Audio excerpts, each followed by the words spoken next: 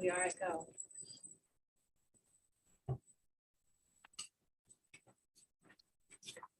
Good morning. Good morning, Vice Chair, Commissioners, members of the public, invited guests, and staff. Thank you for joining us for the second day of the Land Conservation and Development Commission's September meeting. My name is Casaria Taylor, and I'm going to go over a couple of things and best practices for a really successful meeting. For those of you attending in person, if you would like to testify, please grab a green card and fill that out. They're available at the materials table. For individuals who are on Zoom and have already signed up, please make sure that you are named appropriately so we can identify you when it is your opportunity to speak. Zoom participants will remain on mute until it is time for them to speak. Vice Chair, the meeting is yours. Thank you very much, and good morning, everyone, commissioners. This is our second day of our September 2022 meeting in John Day and remote. And obviously, I'm remote. I am really, really sorry not to be there in person. I've been looking forward to this meeting and connecting with everyone for months. But unfortunately, I'm not. And so I was prepared to serve in the capacity of chair today. After yesterday's meeting, I coordinated with Director Bateman, and we agreed that it's best for a commissioner attending in person to chair today's meeting for all of the logistical issues that can come up. And of course, the commissioner can see who's in the audience and prepared to provide comments or testimony on the topics we have before us. So thanks to Commissioner Warren for agreeing to step in and serve in that capacity this morning. So with that, I'll welcome everybody again and turn the meeting over to Commissioner Warren. Good morning, everyone, and thank you, Vice Chair. Today, we're going to be looking at agenda item 8, and it is our policy, our 2021-2023 policy agenda update presented by Sadie Carney, policy analyst. And is my mic live? My mic is live. Okay, great. Thank you. Good morning, Chair Warren and Vice Chair Levi. Okay. Thank you. All right. Good morning, Chair Warren, commissioners. For the record, my name is Sadie Carney. I am Communications Manager and Policy Analyst for the Department of Land Conservation and Development. And I will be presenting to you this morning our 21-23 policy agenda update. So just to set a little context here, I think most of you are familiar, but there may be newer commissioners or those listening in the public that are unfamiliar with our policy agenda. Do I need to share my screen or does it share automatically? I may. Thank you.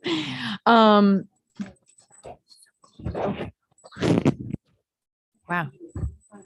Yeah, no, I'm there for this. It's very surprising whenever anyone asks me to speak more loudly.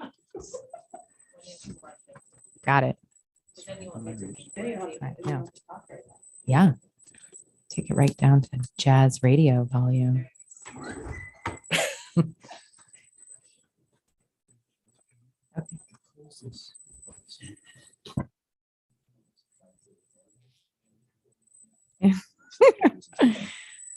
Okay, here we go. Thank you. Yes, thank you. All right.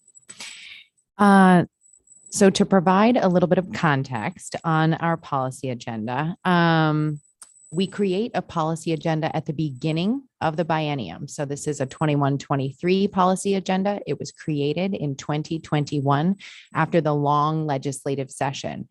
So we've got a long legislative session right around the corner. We'll be creating another biennial policy agenda, and that will start from the ground up.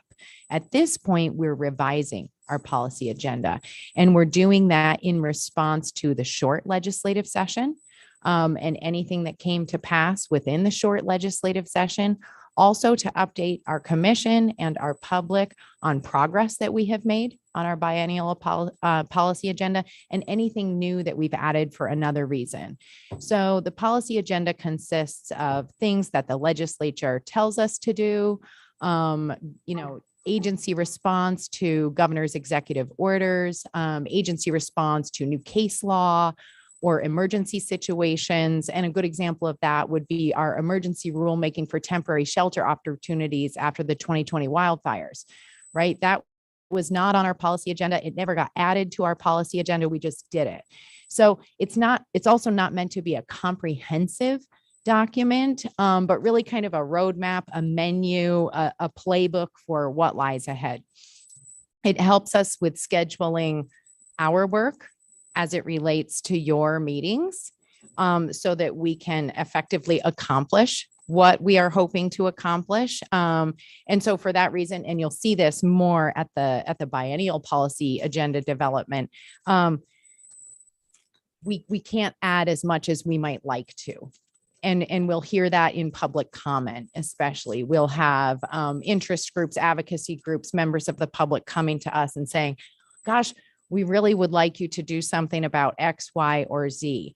But part of our desire is to right size this. So it's not an aspirational document, but a realistic document about what we can accomplish. So that's the what. So, and I talked about the when, so it's every 2 years, and we'll have another one with the 23-25 will be developed after the long legislative session, and largely informed, we assume, by legislation that passes during the session, because we'll have a lot of rulemaking or other policy development work that is assigned during that period of time. And a big piece of our policy agenda and its development is our community engagement work.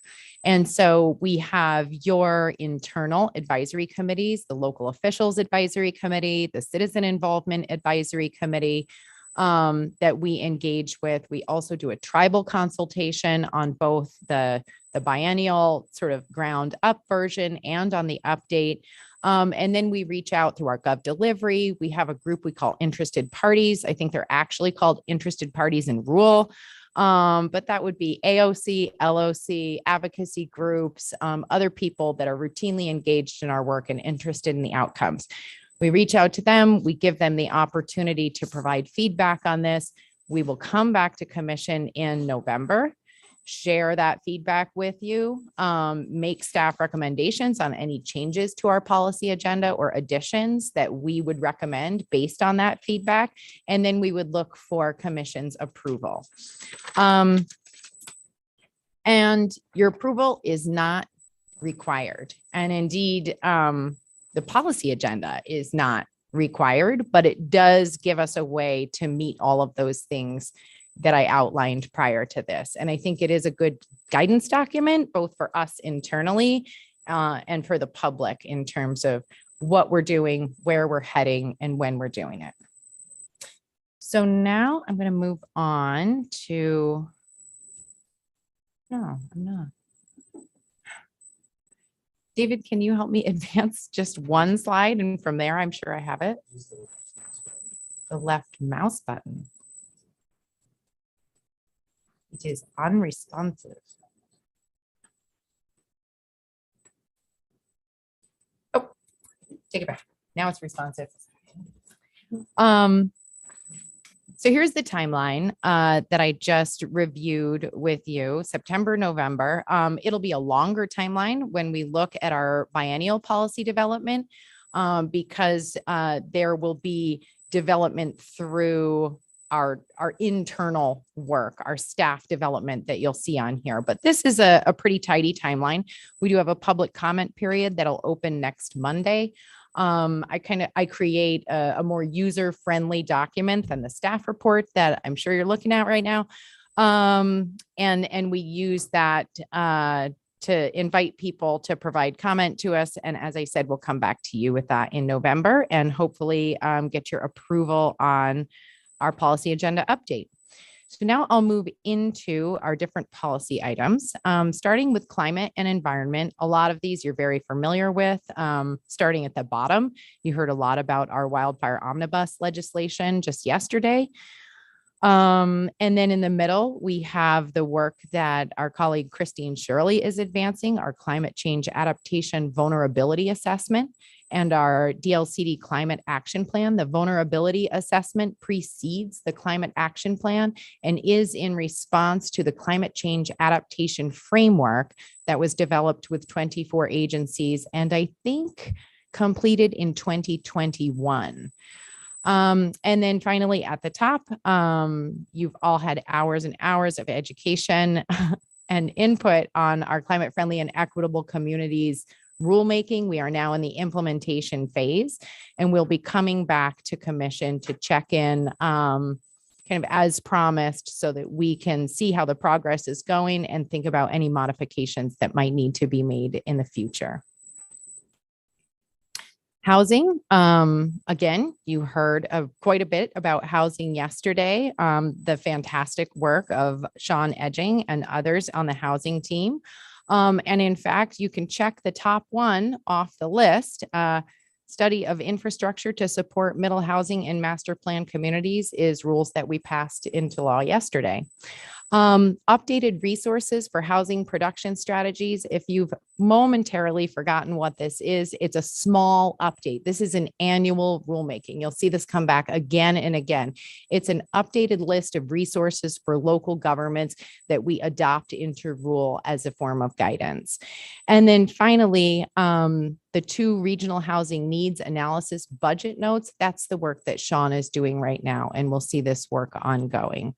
And just like such incredible work that we are doing in housing. I'm so impressed and I know you are all as well. So appreciate your support. Moving on to coastal. So you might think Rocky Habitat, TSP part 3. Oh my gosh, we did it. We're done. And you are. The big work on Rocky Habitat TSP part 3 is done. But there is a small amount of work that has to do with, and I have to look it up to make sure I get it right, a site-based designation process. So this will come back at least one time, as I understand, possibly more than one time based on OPAC's decision-making over the next couple of months. That said, TSP part 4, telecommunications cables, pipelines, and other utilities, big work, long work coming and ahead of us still. So TSP part 3 is done. TSP part 4 is still ahead. And that does have some legislation that's associated with it that you'll see it listed in your staff report. Goal 18, check it off your list. You just did it yesterday. Thank you, Meg Reed, for a fantastic presentation. And then finally, offshore wind energy planning and coordination. This is the work that is being started in Southern Oregon with the pilot or the possible sites for the Bureau of Energy, Ocean Energy Management. Thank you, Director Bateman. That will be, we do anticipate seeing something about this in our long legislative session coming ahead. It's on our policy agenda in part for that reason. And we also have, if you're remembering back to our budget conversations, a budget request associated with this work. So moving on to kind of the smaller but very important administrative rule adjustments that need to be made, hopefully before the end of our 21-23 biennium. Amendment of Division 1, and we have Casaria Taylor, thankfully, on the phone and Steve Shipsey to clarify the need for this if I don't do well enough. But our Division 1 references an outdated version of the Administrative Procedures Act, the APA, and we need to update that reference because it's very, very out of date. And I think it says just how out of date in your staff report. But the need is fairly urgent at this point. We want to get those two in alignment. And then update of employment tables is, again, an annual rulemaking, comes back once every year when we get the employment tables from the Department of Employment and insert them into our simplified UGB rules. And that's just a point of reference that needs to be updated. And then finally, I know this is near and dear to some of us in the room, is state agency coordination programs. Maybe you've heard of them, maybe you haven't. They have fallen pretty far out of date.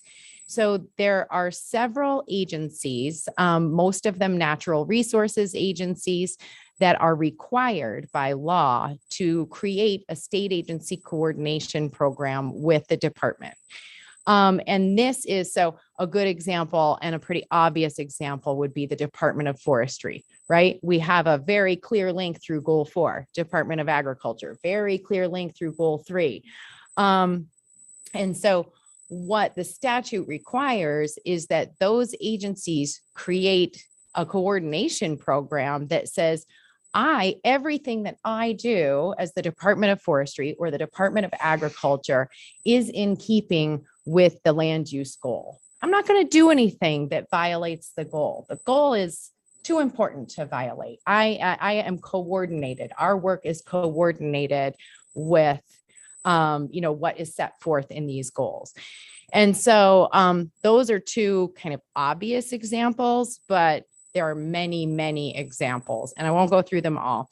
But there's also a need to update these coordination programs for a lot of reasons. So, for example, our coastal program, right? We have a networked coastal program through OCMP, and that's, I don't remember how many agencies, 30 some odd. 12. Okay. Thank you, Lisa Fitz and Deputy Director Green. So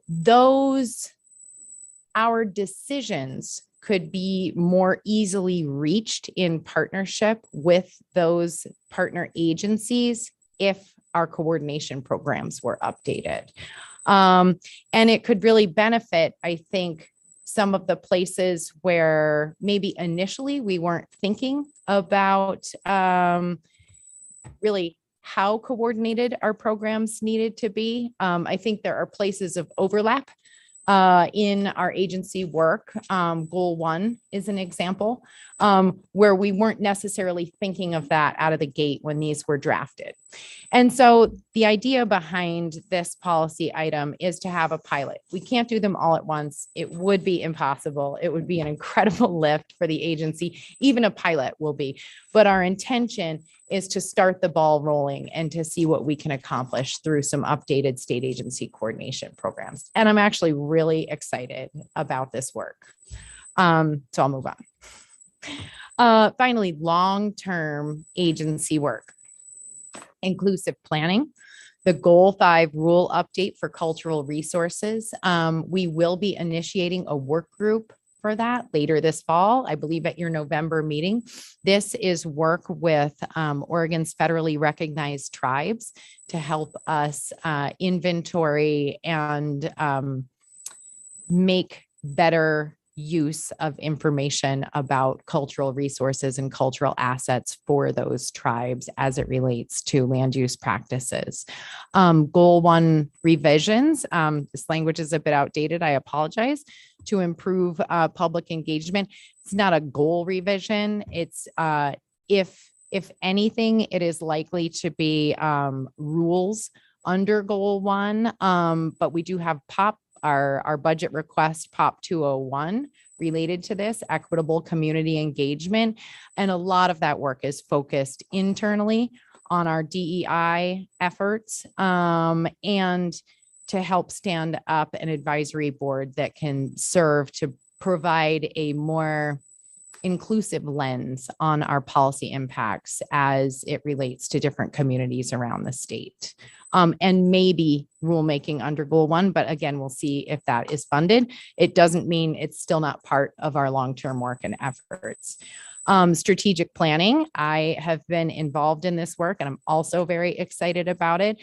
We will be rolling out a new strategic framework or strategic plan right around the first of the year for the next 8 years. It will include our DEI, our diversity, equity, inclusion, and racial justice plan that I believe the commission will also be getting training on and possibly adopting for us closer to the end of the year. But this will guide our work over the next 8 years. And it has the benefit of really starting our next 50 years, because next year is also our 50th year anniversary of the land use planning program. Okay. My apologies, Chair and Sadie. I thought you had said that the DEI racial justice plan would be adopted by commission. We certainly want your guidance, but I don't think you'd have to adopt that. But I think you were speaking to the strategic plan. Yes. My apologies. Thank you. And it will be, I know that they will be apprised of the DEI and racial equity plan, and that work is kind of included in the form of a strategic pillar within our strategic framework or plan. Thank you. And finally, resource lands.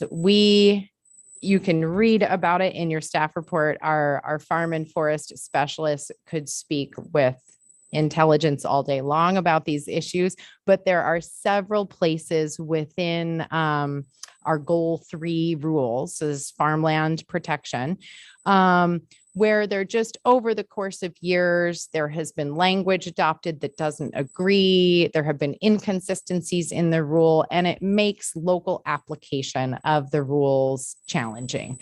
And the idea with this farmland protection improvements is to take on several of these known and identified issues, and with the help of a work group, kind of adopt a whole bunch of tiny fixes all at once that make the implementation of those rules more seamless at a local level. And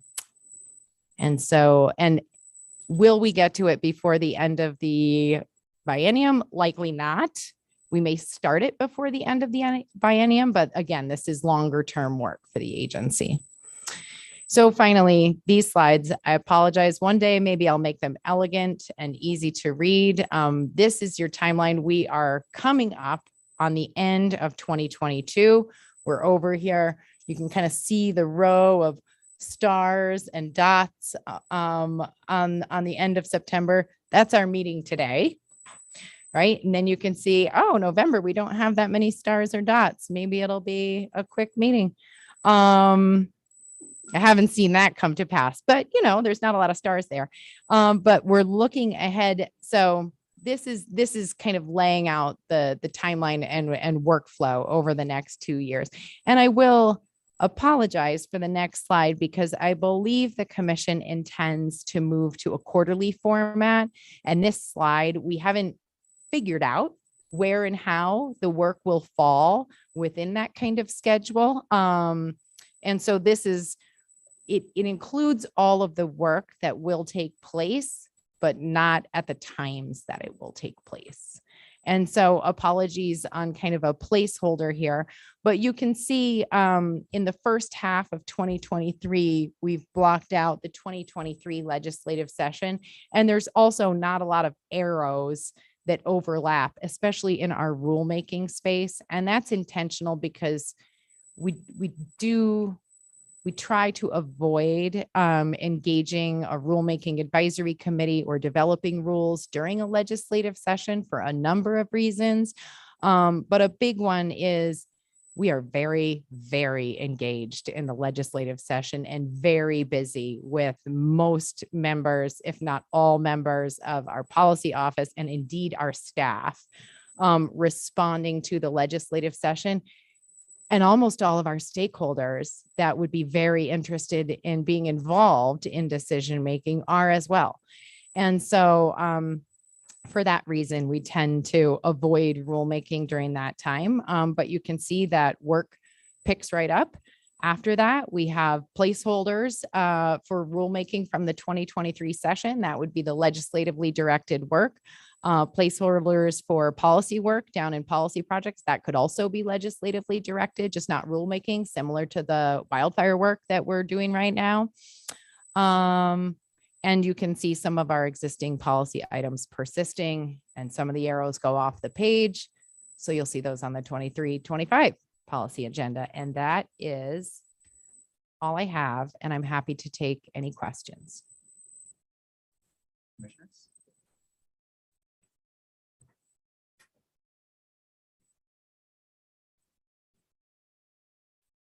Barbara Boyer. Thank you, Sadie.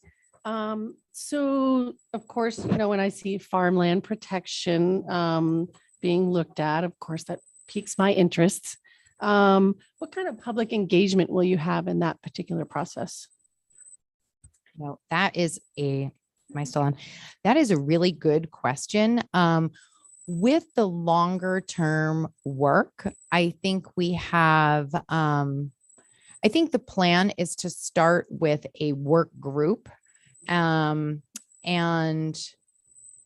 as is typical, we try to have a very broad and diverse work group. We are likely to need a commissioner liaison, Commissioner Boyer, for this work moving forward. Highly anticipate that Hillary Foote, our farm and forest specialist, will be very, very involved, if not leading the effort from her position within the agency. But the work group would kind of take on, and really, as we move forward with this work, with all of our community engagement efforts, we consult with our local officials advisory committee to say, who needs to be involved in the conversation. We consult with our CIAC to look at that equitable community engagement side of things. And then we have our sort of partners within this space, the Oregon Farm Bureau, the Department of Agriculture, other groups that we would seek input from to create the work group. And then, if we're moving into a rulemaking space, it's quite likely we would have community listening sessions or webinars, depending on what we saw as the need, especially as we sort of determine the full scope of rulemaking. So it's a little bit TBD. Happy to take any input on it that our commissioners might have, especially as we move forward to a place, because it's very routine for the department to initiate rulemaking with our commissioners. And so at that point, that's when we would sort of present a community engagement plan and take feedback on that from commissioners specifically on that item. So this isn't, thankfully, like a one and done opportunity for that. So that's hopefully an answer to the question. Yeah.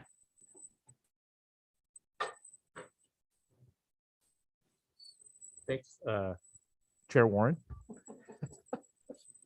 Thanks, Sadie. I appreciate the update. I have a couple. The question really also came up when we were answering Commissioner Boyer's question, and I think one of the things that I don't know if would be helpful, but be interesting to see is a crosswalk of commissioner sort of commitments outside of just the meetings, right? So participating in rulemaking, which of these items on here might benefit from our presence or might be required of our presence. So, on that list, it's like, well, are all of these going to need our presence, or just which ones might, so it'd be interesting to see that. Like I'm wondering about the equitable community engagement, for instance, the goal 1 work, is there going to be interface that you need from us beyond meetings? So that might be interesting to see that.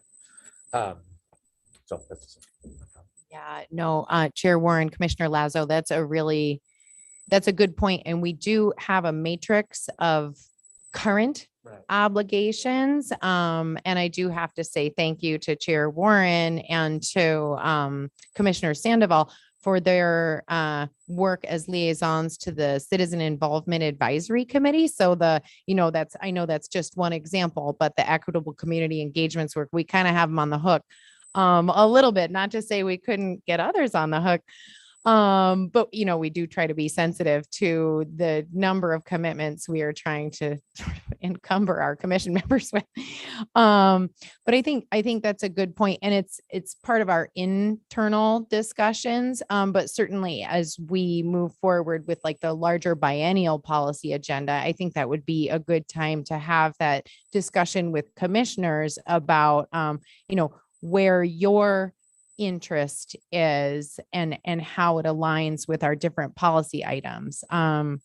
Because we want to kind of share the load evenly as well. We don't want to overburden any one commissioner with assignments or work. And so I think this is a good point to bring that up. Chair Warren, thank you, Director Bateman, and of course, Sadie. I wonder if we could update that matrix for November with a staff recommended request for commissioner involvement. So that as you adopt the policy agenda, you're still considering what the liaison roles may or may not be. Thank you. Future needs. Exactly. Yeah. Future request. Yeah. Future request. We just can't have any commissioners like term off or. No. But I think it will help us be clear-eyed about, I know Director Bateman's super alert to the workload of all staff, commissioners, et cetera. So thanks. That's a great question. Thank you. Yeah. And some we don't know, of course, right? Like just yesterday, we don't know if the legislature is going to direct rulemaking for wildfire. We don't, same with housing. So some of it we may not know as until it Right. evolves. Well, right. But hopefully, I mean, you'll see this in, excuse me, November. So we'll see it too. But then when we develop our 23-25 policy agenda, most of that is likely to be outcomes from the long legislative session. Most of the work, I mean, we typically get just about as much work as we can handle from the legislative session. And then, we have to be very judicious in what we pursue as agency directed work. And some of it's already prescribed, right? We have some work that's ongoing. And so that is already kind of filling up the bucket. But yeah, when we come back to you, and that will be, should have put my legislative time. I love that slide.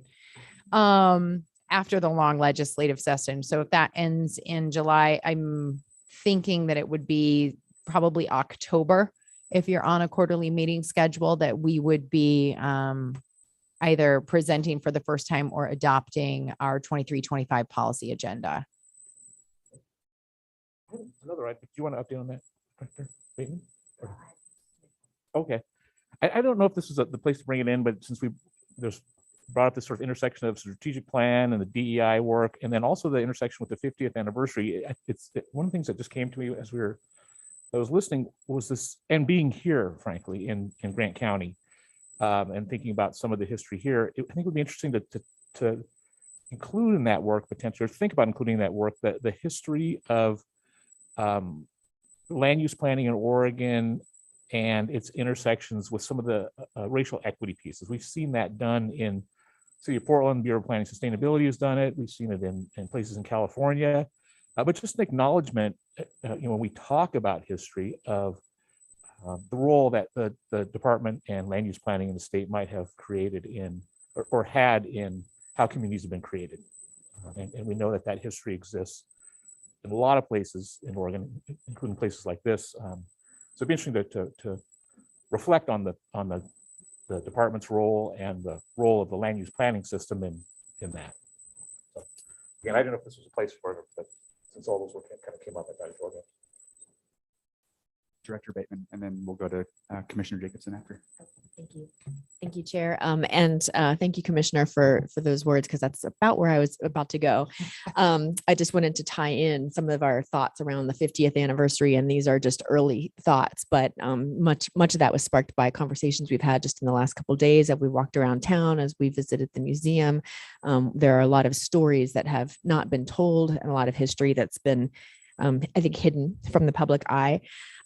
So the museum, of course, that's just around the corner from us here, really focuses on the Chinese mining community and the very large Chinese population that was here and is not in present day in any great number. And yesterday, as I was flipping through my Facebook feed, I discovered a new book that, I guess a new reference book that's come out from Western Oregon University that is, I think, maybe written in Spanish, or it definitely has some pieces that are, and it's a history of Spanish speakers here in Oregon. And there was a huge community, presentation around this book, and a lot of voices and folks saying that we've largely been hidden, or this has largely been hidden. So there's so many opportunities to tell a very rich story.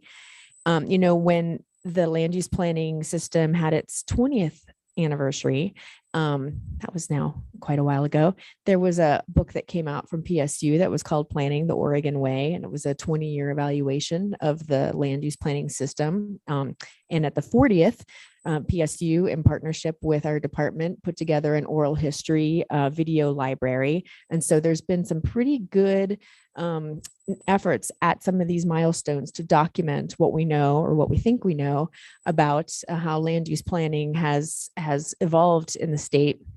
And when we had our all staff DEI discussion the other day, one of the themes, the threads that started to come out, and it was mentioned several times, was who gets to tell the story.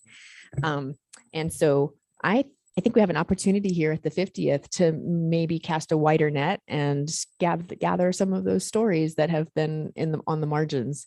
And so we're not completely sure yet what that looks like, but we thought we'd just throw out some of those ideas, invite folks to let us know what that might look like. But I'm thinking it may be a continuation of that video library, and getting more voices, more local voices. A lot of what was in there for the 40th was the statewide program, but now we've got how it's played out locally. Some of those stories are going to be positive, some of them are not. And I think we should capture them all. I think it would be very rich, and what a great resource for a PhD candidate to go through and mine some of the stories and some of the data that folks may bring forward as part of a project like that. So that's just what we're thinking about early stages. I know we got to get rolling because 2023 is upon us already, but that's the kind of thing that we've been mulling over, and I think will be well worth our time. And partners too. We've got lots of folks who are happy to help us. We don't have to do all of that by ourselves with our small staff. I think if we put a call out, we may get some really good response.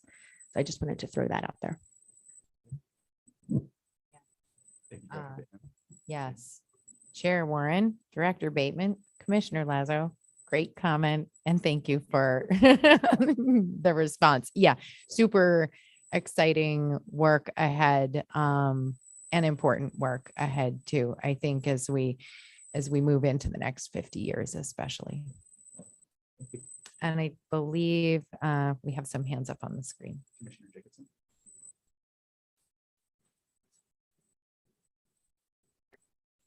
I was just hoping, Deputy Director Green, when you talk, could you lean into the microphone a little bit? You're a little bit hard to hear online. That was my only note. Thanks.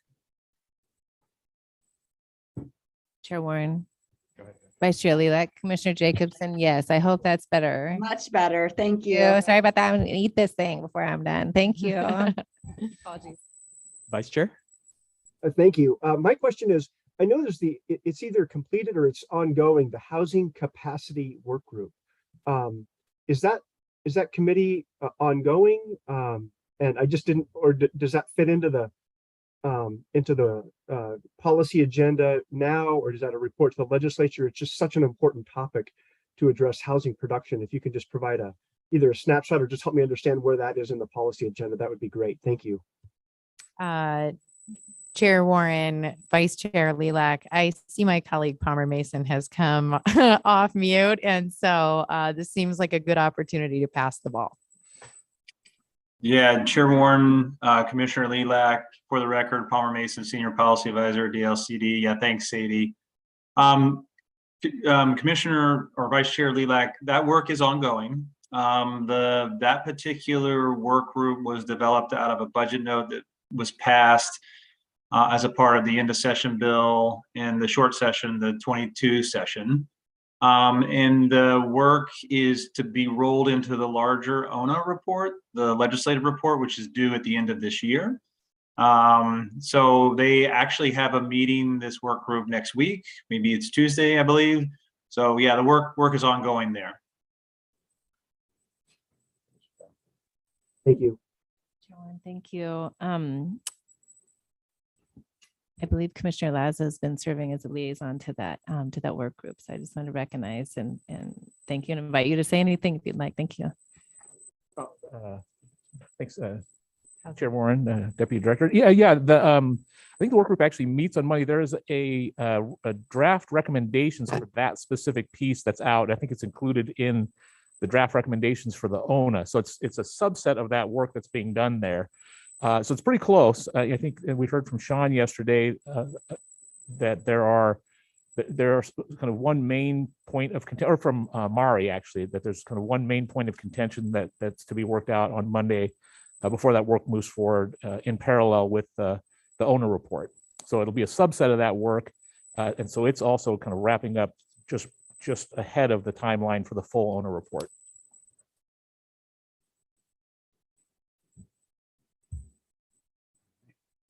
Else have any more comments or questions? Director Bateman. Thank you, Chair. I just wanted to maybe put a little bit more detail around the state agency coordination agreements. I don't have too much more to add, but I will say that I asked that it be, placed or replaced on the agenda and that it have a secure spot there. I know it's rather aspirational, and Sadie has just said we're trying to be very realistic and not aspirational with this document.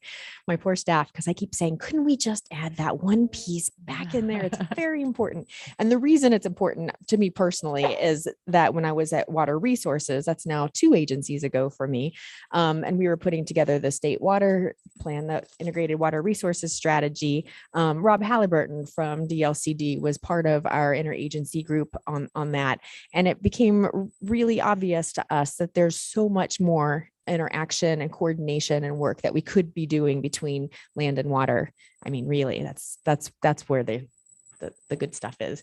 And we've let that agreement between the 2 agencies, as well as all of the coordination agreements, languish. They're last updated, I believe, 30 years ago. Is that right? So More. I don't know what happened there, but I think that some things have changed and technology has improved and climate has, reared its head and our resources have gotten much more scarce. I'll tell you, when we wrote a lot of our laws and rules, we kicked the can down the road in a lot of these areas and said, when things get tight and scarce, we'll come back and manage those more carefully. Do believe it's time. So part of the question, and you'll see this today with the roundtable and throughout our 50th anniversary exercise, is asking the question, what's changed and what things should we be taking a fresh look at, because we need to have a renewed focus or investment in those areas. And so these coordination agreements, I think, are extremely important for lining out who's looking at what, who has what responsibility. Like Sadie mentioned a couple of agencies a moment ago, but water resources is another, transportation is another, housing is another. Times have changed and there's much more we could be saying and coordinating amongst agencies if we only had a moment to let ourselves think and get some of that down on paper. So that's our kind of our long-term goal, but I just wanted to keep that on the radar, and we hope to get to that here shortly. Vice Chair Lilac. Thank you, Director Bateman. I really appreciate that. I'm not going to go down the rabbit hole on psilocybin, but it's just another issue where counties are trying to figure out, is this land use? Is it Oregon Health Authority? Because their land use impacts all the way around. And so I really appreciate your keeping it on the radar as we go forward, so that I know local governments are often looking, who do we contact? Because it's often our community development departments, our planning departments that are at the forefront of these issues, and Oregon Health Authority isn't well versed in the land use realm. And so it's, who do we talk to and how do we seek direction and where do we go? So I don't know if that's an issue that might be, I mean, not specifically, but just the general coordination issue was really helpful. Thank you. Director Bateman. Yes, thank you, Vice Chair. I'm smiling because you mentioned Oregon Health Authority specifically. When when staff leave us and they move around and they go to other agencies, while we're sad that they've departed, we are super excited that we then have allies and friends and networks and other agencies that are just strengthening that fibers between agencies and making us all the stronger. So Emma Land, who recently left us to go to OHA to launch a program on public health and land, is well placed to help those connections just strengthen into the future. So that's exactly the kind of thing that we love to see. Now we do know who to pick up the phone and call. We've got some friends over there. Excellent. Any other questions or comments? And I see we have no public comment. No one signed up for public comment at this point in time. We'll move on to the next agenda item if that's all right with everyone. We're going to do agenda item number 9, commission business. Thank you, Sadie. Thank you. And I'm going to pass it over to Director Bateman. Very good. Thank you, Mr. Chair. So this next item is commission business. It's really a couple of items that we've stitched together on behalf of the commission. Just wanted to keep you updated on a couple of things. And one of the pieces in here is an action item that we've publicly noticed as such. And so I want to take care of that piece first, and we will turn to Deputy Director Kirsten Green to talk to you about Local Officials Advisory Committee, who met recently and were updating their bylaws. And they've brought that document forward for you all to take a look at and hopefully put your seal of approval on so that they can move forward with some of their business in the next couple of months. Deputy Director. Chair Warren, Director Bateman, in what order shall we proceed? Do you want to go straight to LOAC? Okay. So commissioners, you should have in a supplemental packet online and also mailed to you an update of the LOAC bylaws. And I'm just going to grab them off the desktop here so I can project them. Thank you, David Michael, for arranging this so easily on the desktop. I don't believe we have anyone signed up for public comment on this item. I need to show the changes, please.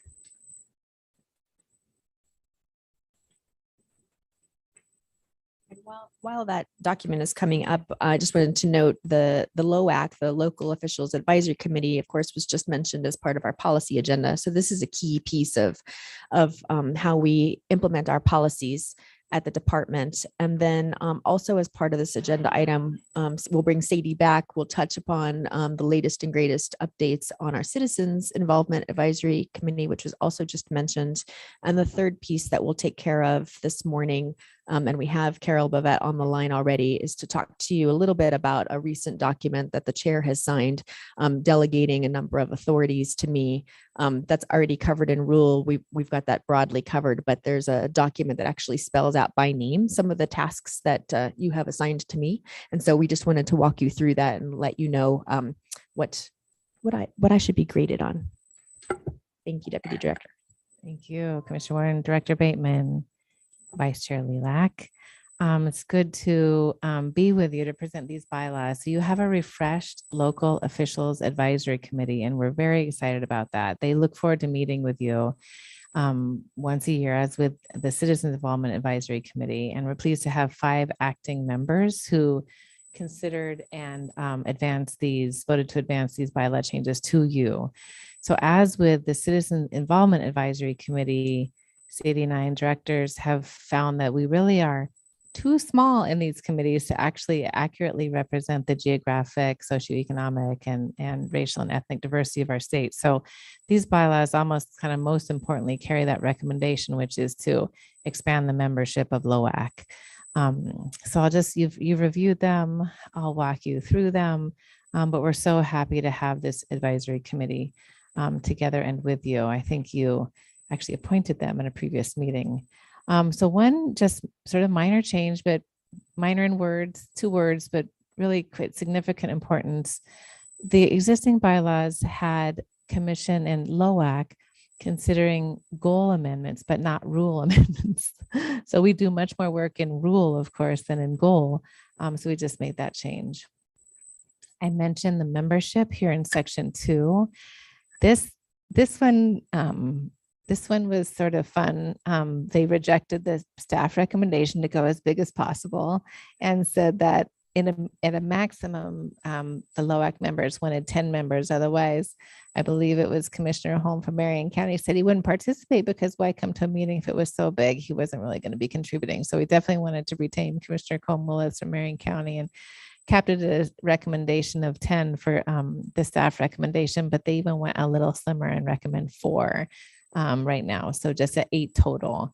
And I would say, let's see how we do and kind of compare that to our population demographic, economic and community profiles and just see. Right now, we know we're missing Southern Oregon and Eastern Oregon and large cities. So we'll try for maybe a 2-for-1 on that. And then sadly, we do have a vacancy created by the mayor of Coburg who had to resign for health reasons. So we'll be, if these bylaws pass today, we'll be moving forward to recruit 3 new members over the coming months with the Association of Oregon Counties and the League of Oregon Cities, who I should have called in earlier. We couldn't have done the thorough recruitment and the refresh of LOAC without them. Deputy Director, can I ask you Please. to zoom in on that document a little bit Sure, more? yes, you bet. It's a little easier. Yep, sorry about that. Thank you. How's that? Getting there more? You go more.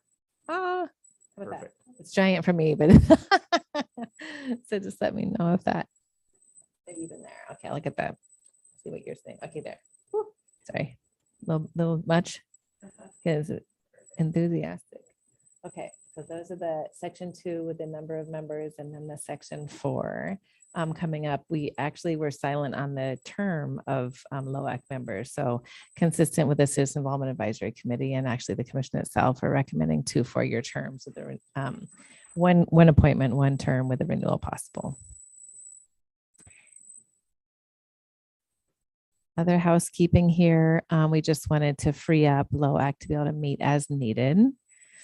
We considered a more frequent basis, but then as commission and director were thinking about changing the pace of LCDC, we thought we better keep, no need to be more fervent than the commission. So we dropped it down to quarterly rather than every 2 months. Special meetings may be called, defined majority of existing members. Thank you, Sadie Carney helped with this one, making it consistent with the Citizen Involvement Advisory Committees.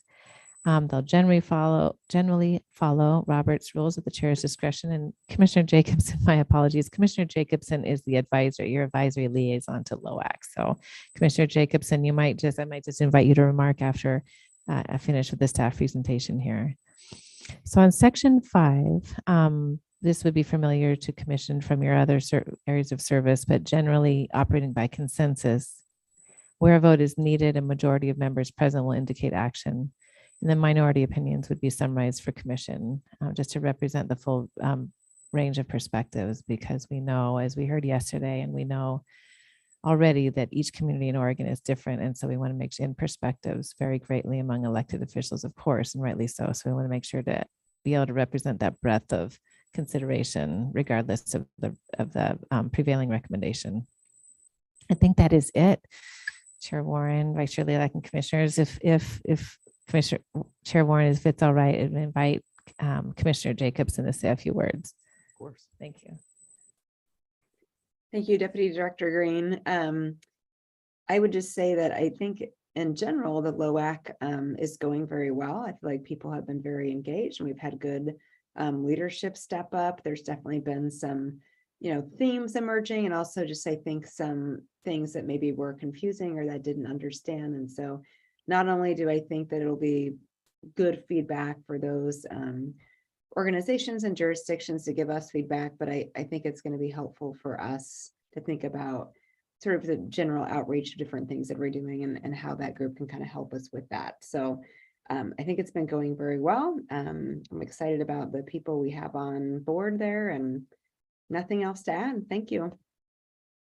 Thanks, Chair Warren, Vice Chair Lilac, and Commissioner Jacobson. I also failed to mention the new chair and vice chair of LOAC, which they acted on that last meeting. I think that's I hope that's in your base staff report.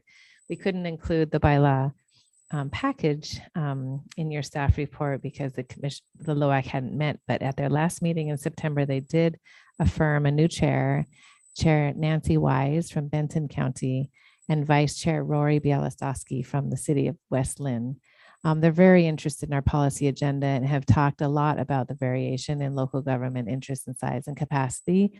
So please expect a formal comment from LOAC on the policy agenda in the coming weeks. I think that's it for me. Oh, you have to vote. Don't leave here yet. Yes, thank you, because Harry's putting that up on the screen. We do have a motion prepared. It's in your annotated agendas as well. I'll turn over to Chair Warren. Thank you, Deputy Director Green. I'd like to entertain a motion at this point in time, unless we want to deliberate more on this. I'll make the motion. Barbara Boyer, I move that the commission adopt the updated bylaws for the local officials advisory committee as presented to us today. I'll second the motion. Commissioner Boyer made the motion and seconded by Commissioner Jacobson. Casaria, will you please call the roll call? Oh, Thank you, Chair. Commissioner Lazo, Aye. Commissioner Boyer, Aye. Commissioner Jacobson, Aye. Chair Warren, aye. Vice Chair Lilac, Aye. and Chair, if you'll just note that Commissioner Sandoval and Chair Halova are excused today. Thank you, Casaria. Yes, they're both excused absences today. And sounds like the vote is unanimous. Thank you so Thank you much. very much.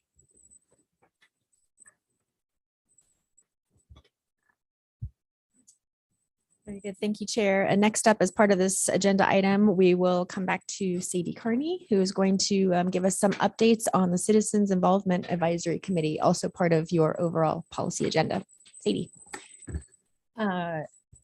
Thank you, Chair Warren, Director Bateman, Vice Chair Lilac. So let me get nice and close to the mic here. So there is in your packet an update on our CIAC, and it is largely backcasting. So in my conversation with you today, I'm going to do a little bit of looking ahead with the CIAC. So our last meeting was on July 29th, 2022. Our next meeting is scheduled for the first week in November. We had a conflict. We normally meet on the last Friday of the month, but that is a conflict with the OAPA conference, where we have a panel conversation that DLCD staff are hosting around equitable community engagement. And our CIAC chair will be the facilitator for that panel conversation. And I will also be implicated in running the show there. And so we had to move it to the next Friday. So our next meeting is in November. And at our November meeting, we will be talking about and hopefully in process on our recruitment for the 10th member of the CIAC. So for the first time ever, we're going to have a fully empaneled CIAC with 10 members. We've been waiting for CD6 to become an actual congressional district. And while that the map does not become official until January, we're going to begin our recruitment before the end of the year, so that when we have our January joint meeting between the CIAC and commission, you can appoint a new member, and we'll have a 10-member CIAC, hopefully present, mostly in person. It will be a Salem meeting. We will invite all of our CIAC members to attend and to have a conversation with commission at that point. So at the January meeting, our hope is that we can establish a work plan for our CIAC to follow over the coming year. Traditionally, now over the last few years, we've had some difficulty due to the pandemic and other things in keeping with our annual meeting with the CIAC, but traditionally we have had one joint meeting a year between the LCDC and the CIAC to do exactly this, to establish priorities for the CIAC, to determine a work plan, and to have them get some guidance from you and potentially vice versa. So that will happen in January. They are pretty well involved in conversations with Anita Yap of the Multicultural Collaborative, who has been helping with our DEI and racial equity plan at DLCD. So they have had a conversation with her. One of our trainings toward the end of the series of staff trainings from Anita Yap is on equitable community engagement. And so the CIAC is involved in conversation with her and informing that work as we move forward. And I cannot say enough about our CIAC members that we have right now. I couldn't think of a better group to be offering guidance to our consultant in this regard. It's a very diverse group. It's a very representative group. It's a very thoughtful group. I believe Chair Warren, would say all of the same things. I just hold them in the highest regard. Their volunteer service to the agency and to the state is really very, very welcome, and I'm grateful for it. And so the last thing, I should note, and especially here and on the record, two things. One, we just talked about the LOAC bylaws. CIAC also has bylaws. Some of them are echoed. There are parts of our bylaws that probably need some update. That may be something we want to discuss between the commission and the CIAC. The CIAC's bylaws are very detailed. Sometimes that gets in our way, as you can imagine. And so one thing that's in our bylaws, which they're not terribly out of date. I mean, we updated them to a 10-member CIAC not too long ago, but we didn't do a real comprehensive look at our bylaws. But one thing that's in our bylaws is the CIAC's requirement to review the public participation guidelines that the agency follows, and LCDC likewise follows and approves or adopts. So we have public participation guidelines. They're available on our website. Happy to link you to these documents if you have difficulty finding them. But in our bylaws, it says on an annual basis, the CIAC is going to look at these public participation guidelines and make any changes or revisions necessary that they see as necessary, propose those to LCDC, and then, either have that conversation or you sort of give it a thumbs up or thumbs down. It's not a short document. It's not a long document, but having that conversation with our CIAC and our commission liaisons, they thoughtfully said, hey, staff liaison Sadie Carney, doesn't POP 201, equitable community engagement, if that passes, isn't it just going to throw all this work of revising this document and looking at ways right under the butt? Like, wouldn't we just have to do it all again? And I said, great point. And I said, why doesn't staff make the recommendation that we see what happens with our POP and then come back to look at our public participation guidelines?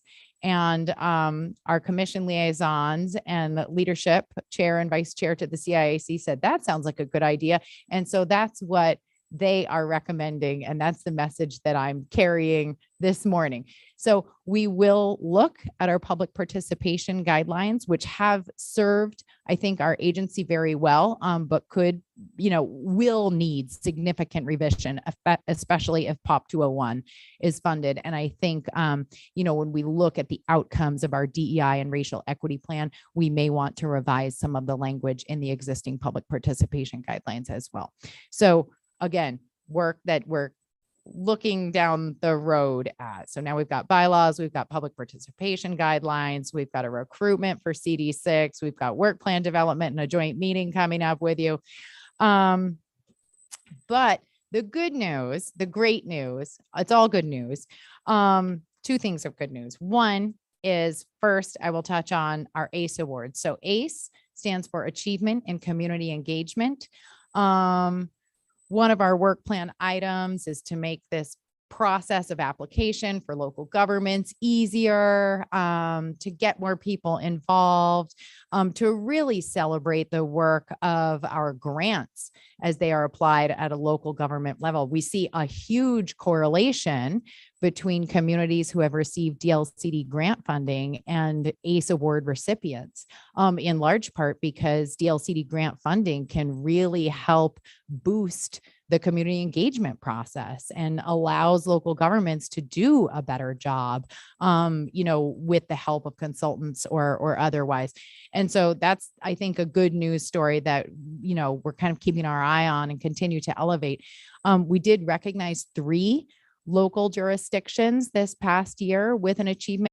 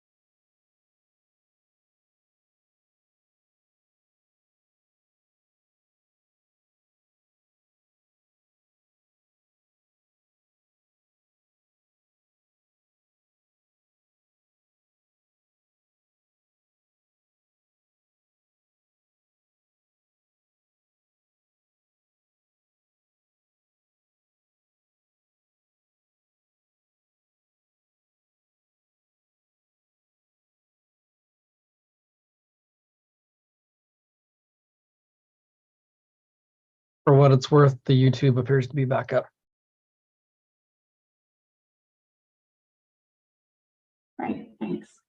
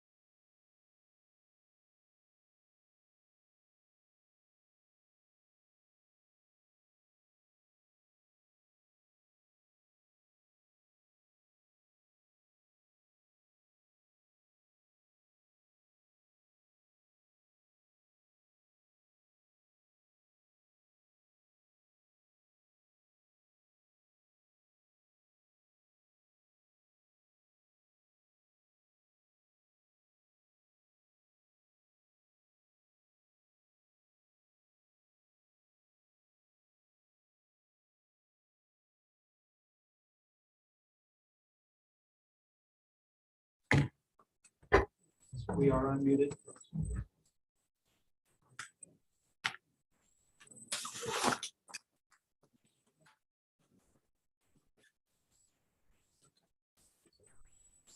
All right, we're going to come back into session here, and looks like we're going to move up other business, just to kind of check that off of the list.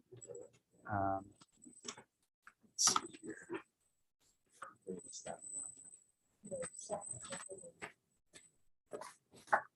Would commissioners like to bring up anything in other business today? Questions, comments, stories? I would like to extend a thank you to the staff at John Day. It's been a wonderful experience being out here, and also to the county commissioners and everyone else who's joined us in this meeting. It's been a great learning experience, I think, for a lot of us, and it's always nice to see new faces and talk to some new folks. And also want to just comment on the amazing work that's being done in the city of John Day right now. They've really, I'd say, taking their development practices to the next level and really are doing some amazing things for the community of John Day. So it was wonderful to take a tour and see all that yesterday. And I'm really excited to see these 3D printed houses coming online. And we'll look forward to seeing more about that in November, it sounds like. Any other commissioners have anything they want to talk about? Barbara Boyer. I just wanted to share a little story about yesterday when we took our walk along the John Day River. I couldn't take the third leg of the trip. I had to take a phone call, and there was a gentleman sitting at a bench, and he saw me and he came over and sat next to me, and I was on my phone call, and I'm like, he's like, "Hey, how are you?" And I was like, "Oh," I hung up on my phone call. I was like, "I'll talk to this person." And he's a local. He runs a boutique hotel in town, and he was just saying how much he loves that walkway along the river. He's lived there 20 years. He raised both his children here, and his son lives in San Francisco. And because of what's going on in John Day, he's thinking about coming back. So I just thought that was a really cool story to share. And one reason I love being on the road in these commission meetings. Commissioner Jacobson? Yeah, I think I have said this before at a DLCD meeting, but just wanted to say it again. Just a big thank you for staff and DLCD for getting money from the legislature after the 2020 wildfires and getting it to local planning departments. And I was just talking to our planning director about this the other day, and that was probably the easiest money that we got from recovery. And I know it was easy because you took a lot of the burden on you to do things. But when I was talking to my planning director about it, he said, "You know what? I felt seen." It wasn't the money. It was that I felt seen by the process they put together, how easy it was to access, how staff was like, "Hey, we know you're super busy. We know you're overwhelmed. Even if you just want to get on a phone call with us and you talk and we help you fill out the grant application, we will do that for you." So like I said, it was both the money, but also just the process, and that I think our local planning directors felt like you understood the position they were in and were willing to help them access that money instead of making a really difficult, cumbersome process. So just a big thank you.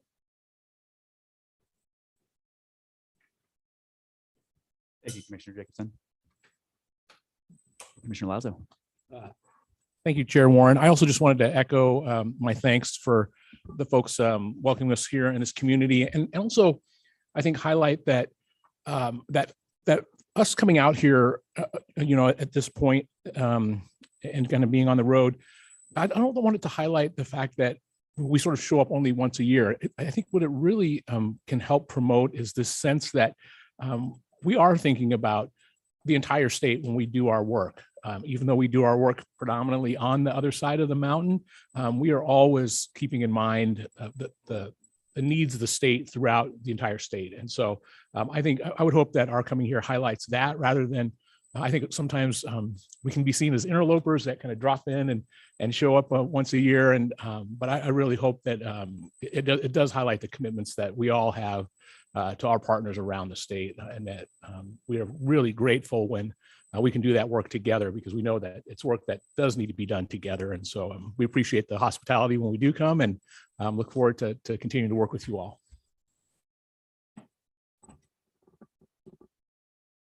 Excellent. Thank you very much. And I think at this point, we're going to turn it back over to Deputy Director Green to walk us through our forum here. Thank you, Commissioner Warren, Vice Chair Lilac, and commissioners. This is just, I think, kind of a fun time to review what we're doing here as commission. And I appreciate you taking your forum very seriously. We will be uploading them next week. So appreciate the opportunity to just take precious time at a commission meeting to do this, but they are not only required, but they're really important feedback to us. And just wanted to touch on, it might be, I hope it doesn't verge on tedious, but to kind of touch on each one as we go through, just to familiarize ourselves with what these are. We only see them once a year. And just to kind of check ourselves to make sure we're staying fit on some of our best practices. There are, well, that's a spoiler. I'll get to the end when we get to the end. Keep myself on my toes. So this first section, I won't read each one, but maybe we'll just go section by section, if that's okay. So in Commissioners' electronic materials, it's attachment B, or in your hard copy packet behind tab 10. And we have changed practices, of course. So we have some commissioners have hard copies and some have electronic. So if you need any of either of them, please let us know and I'll make this bigger. I can see it's tiny on the screen there. Sorry. Commissioners feel like they have the materials. Vice Chair Lilac, you're okay. You have what you need. And then Commissioner Jacobson, if you need a Word document to complete these electronically, please let us know. I do see, please, Chair Warren. Commissioner Jacobson. I just wanted to double check that Deputy Director Green, these are coming back to you since I'm not there in person. I should email them to you. That would be wonderful. Thank you. Great, thank you. Great. So if I may continue, the first section is our director's performance. And we know she's knocking it out of the park, but this is for you to kind of say, hey, do you have the opportunity to review that on an annual basis? And of course, that would be new for Director Bateman. You remember the process for Director Rue, and our Human Resources Manager, Taylor Sorghum, walks you through that process. So that will be forthcoming through the year, but commissioners who have been seated for more than a year would remember that. Any questions about that first section on executive director performance or suggestions? Frankly, any suggestions are welcome on any of these as we go forward, because that is the spoiler in case you want other best practices to be included going forward. All right, seeing none, I'll just continue into strategic management. So the agency's mission and high-level goals are current and applicable. And this is our strategic plan. So you might recall that our current strategic plan goes from 2014 to 2022. So it is just wrapping up this year. And in 2023, we will launch a new one. But this is sort of current. So I won't dive back into strategic plan, even though it's one of Director Bateman, my favorite topics. Will stay with our current strategic plan. And so that if you feel so, you would affirm that you feel like our high-level goals are current and applicable. That strategic plan lives on our website. But if you would like to talk about any of that work, you're welcome to raise that now. And then item 4 is this piece about our annual performance progress report. And you would be seeing that in the director's report this November, as you saw it last November. Can you scroll down, please? Scroll down, please. Thank you. Thank you. Thank you. Just because I'm looking at it doesn't mean you're seeing it. Thank you. Sorry about that. Just look at the screen. All right. Any questions about either of those items? Make sure you're comfortable in those roles. And then in strategic policy development. So this is communications sort of externally to the governor and the legislature, thinking not so much about the day-to-day business of press releases, which Sadie handles with incredible skill, even in a busy policy time. But this is really with respect to the governor's office and the legislature. and whether you feel, you're being adequately briefed by the director in their reports each commission meeting, and also ongoing through the legislative session. I do believe we have commissioners that have signed up to be on our legislative committee as well as we near the long session.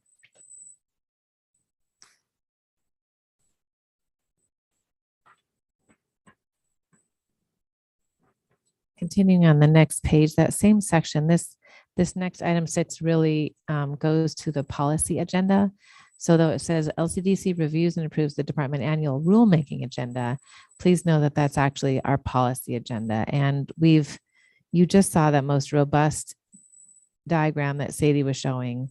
The top level items are the rulemaking portion. And then lastly, on this section, the agency's policy option packages are aligned with our mission. You spent extensive time on those in May and July, and I actually just want to commend staff, the policy office, and administrative services division manager Carol, Rochelle, for bringing that to you at the earliest point in my short career with the agency, just 4 years, but at your May and July meeting. So we were able to actually take your guidance in the development. So sometimes we haven't been as early, but I think this last round was the best ever so far, even with the director change in that role. So it's pretty amazing, pretty smooth from my perspective. This is where you get a vote. All right, so any questions on that section or any suggestions for future are also welcome now or later in our retreat in January. All right, I think we see anything. And then the fiscal oversight. So this section largely rests with our budget and management subcommittee, which has been Chair MacArthur and Vice Chair Halova. Now it is Chair Halova and Vice Chair Lilac. Meets with Administrative Services Division leadership, has been Carol and Rochelle, and it will be Carol going forward. And we do have that position open right now. So we'll kind of harden that in when our new manager is seated permanently. But for right now, we're grateful that Rochelle has taken over that role. So commission reviewing all proposed budgets. Chair Halova certified the budget prior to its submittal on August 1. So there's a bit of a push there with our detailed policy option packages.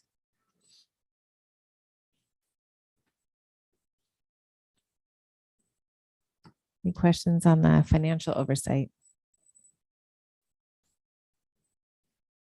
If not, that's good. Questions and comments are welcome, but I'm going to say take silence is satisfaction. We'll see how it comes out in your actual scorecards. And then the next section is on commission management. And this is about sometimes you're, hearing from hearing from your external advisory committees, either through staff or directly, and then kind of other best practices for hearing from community members during commission meetings. Number 12, 13 is that hearing from your advisory committees. 14 is part of your responsibilities as appointed officials. And as part of that, thank you very, very, very much. You're obliged to have 3 trainings per year.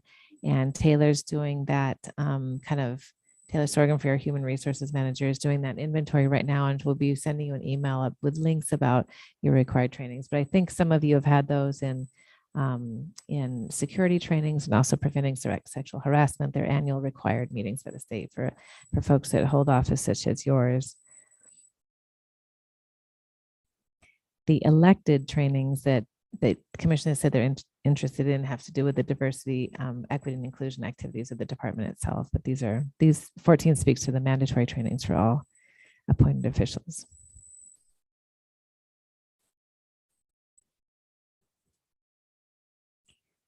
And that next section, if there's no questions on that section on sort of commission management and training, the next item is simply other best practices.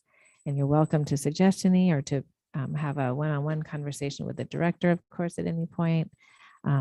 But we're always very interested in improving our support for your work. Thank you. Thank you, Deputy Director. Commissioners, any questions? Commissioner Boyer. Barbara Boyer. I just want to, you had mentioned about our retreat in November, and I just wanted to kind of flag commissioners that, maybe have, as you fill out this form today, think about some things we could bring forward in regards to this assessment in November. Great, thanks. Thank you. We're going to, Chair Warren, if I may, the Vice Chair Lilac, Commissioner Boyer, the Director Bateman and I look forward to working with your leadership to customize that retreat schedule. We may have to do it in 2 parts, just given November schedule landing right with the Association of Oregon Counties meeting. So I think you'll hear from Director Bateman further on that, but we definitely want to take up a strategic plan with you in November. And then we may need to kind of retreat when we're in together in Salem in January for some other items, but that's just a guess. I'm going to hand it over to Director Bateman and see if she had any other guidance in that regard. Thank you, Deputy Director. We've been talking with Commissioner Jacobson. We want to make sure that she is present and available for any local discussions that take place in her region when we're there in the fall. And so she also is pulling double duty with Association of Oregon Counties. We think that we need to double check her schedule. We think we might be able to have her back by Friday, and so open up some of those local roundtable and touring opportunities then. So we're still playing with the schedule, but it looks like it'll be Thursday and Friday of that week.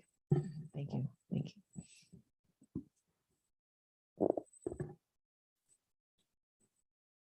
Commissioners, anything else? Okay, well, we are 40 minutes ahead of schedule.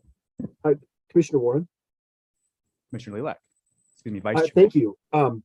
Well, I'm glad to hear that Commissioner Jacobson will be in Lincoln County and her region to help host, unlike me, who I was not successful in despite my best efforts. But I was just going to suggest, is there anything else with best practices, such as what we're experiencing here with this meeting in John Day with the hybrid, both a meeting outside of Salem, beyond Salem, and other locations, and still being hybrid? It's certainly a new territory for the commission to do both at the same time, and it sure is great for me to be able to participate, and I hope many others who may be watching and at least observing and potentially participating here with our roundtable coming up. So I just don't know if there's anything in the best practices to reflect the ever evolving, changing world of meeting attendance or participation in various locations.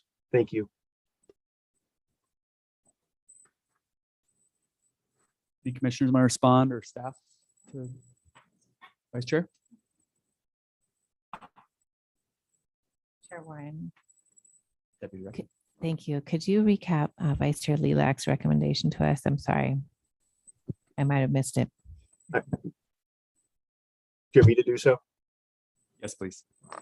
Just with the best practices, we're just experiencing a new best practice right now with a hybrid meeting in a remote location. And it's yet another opportunity to maximize attendance, participation, et cetera, by so many people, especially, John Day and the Eastern Oregon region is 18 counties. So even though it's the meeting is in Eastern Oregon, it's still a long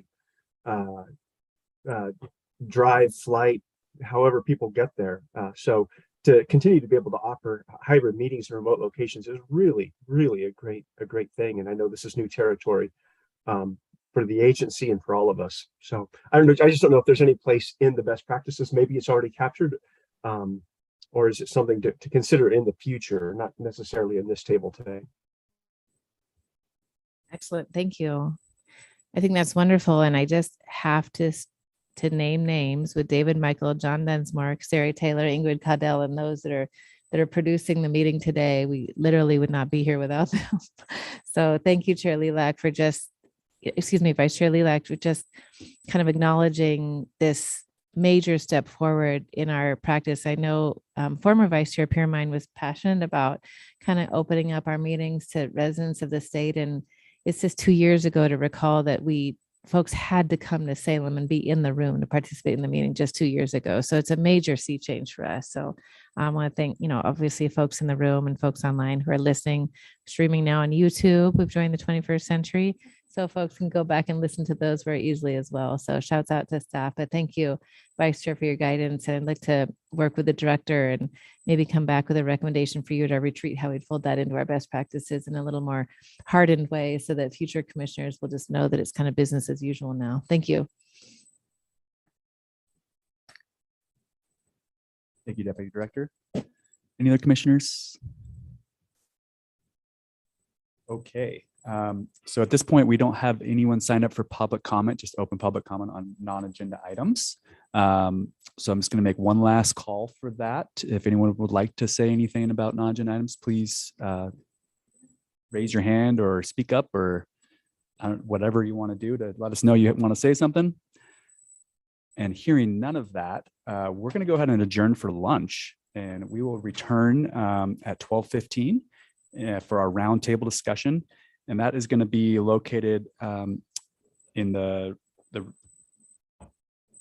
same room we're in right now. And we will be broadcasting that online as well. So enjoy your lunch, everyone. Thank you very much.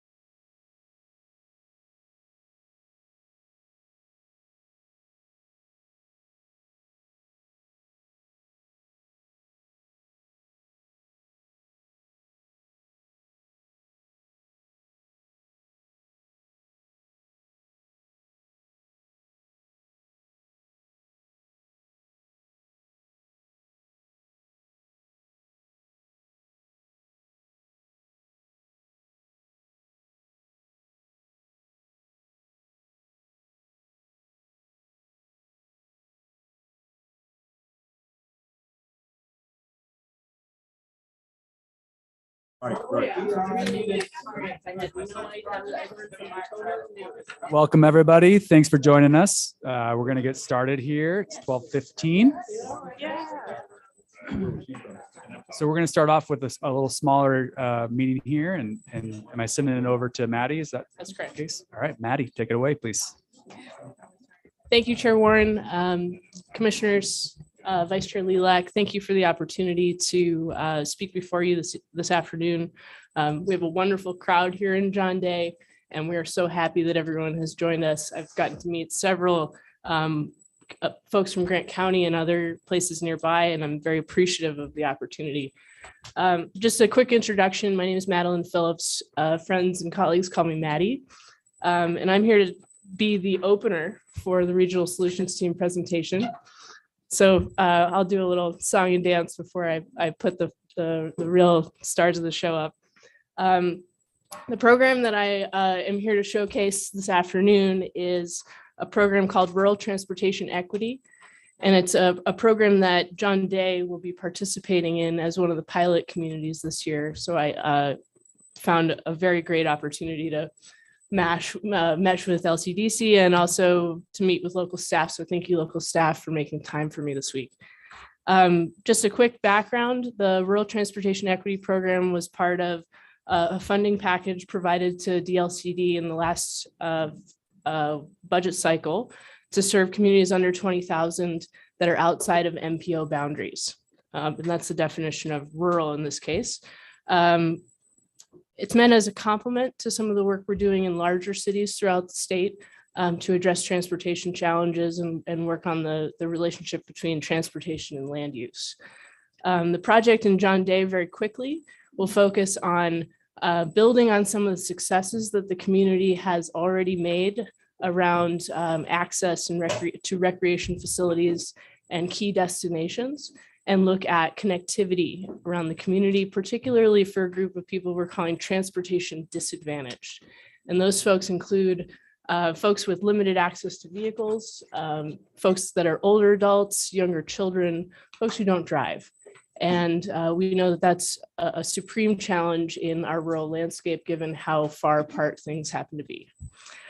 So we're going to work with the community to identify who those folks are, do engagement work around some and understand some of the challenges that community faces, or that subset of the community, I should say, and build on some of the existing projects that the commission got an opportunity to visit yesterday, and some of the community members I'm sure are well familiar with.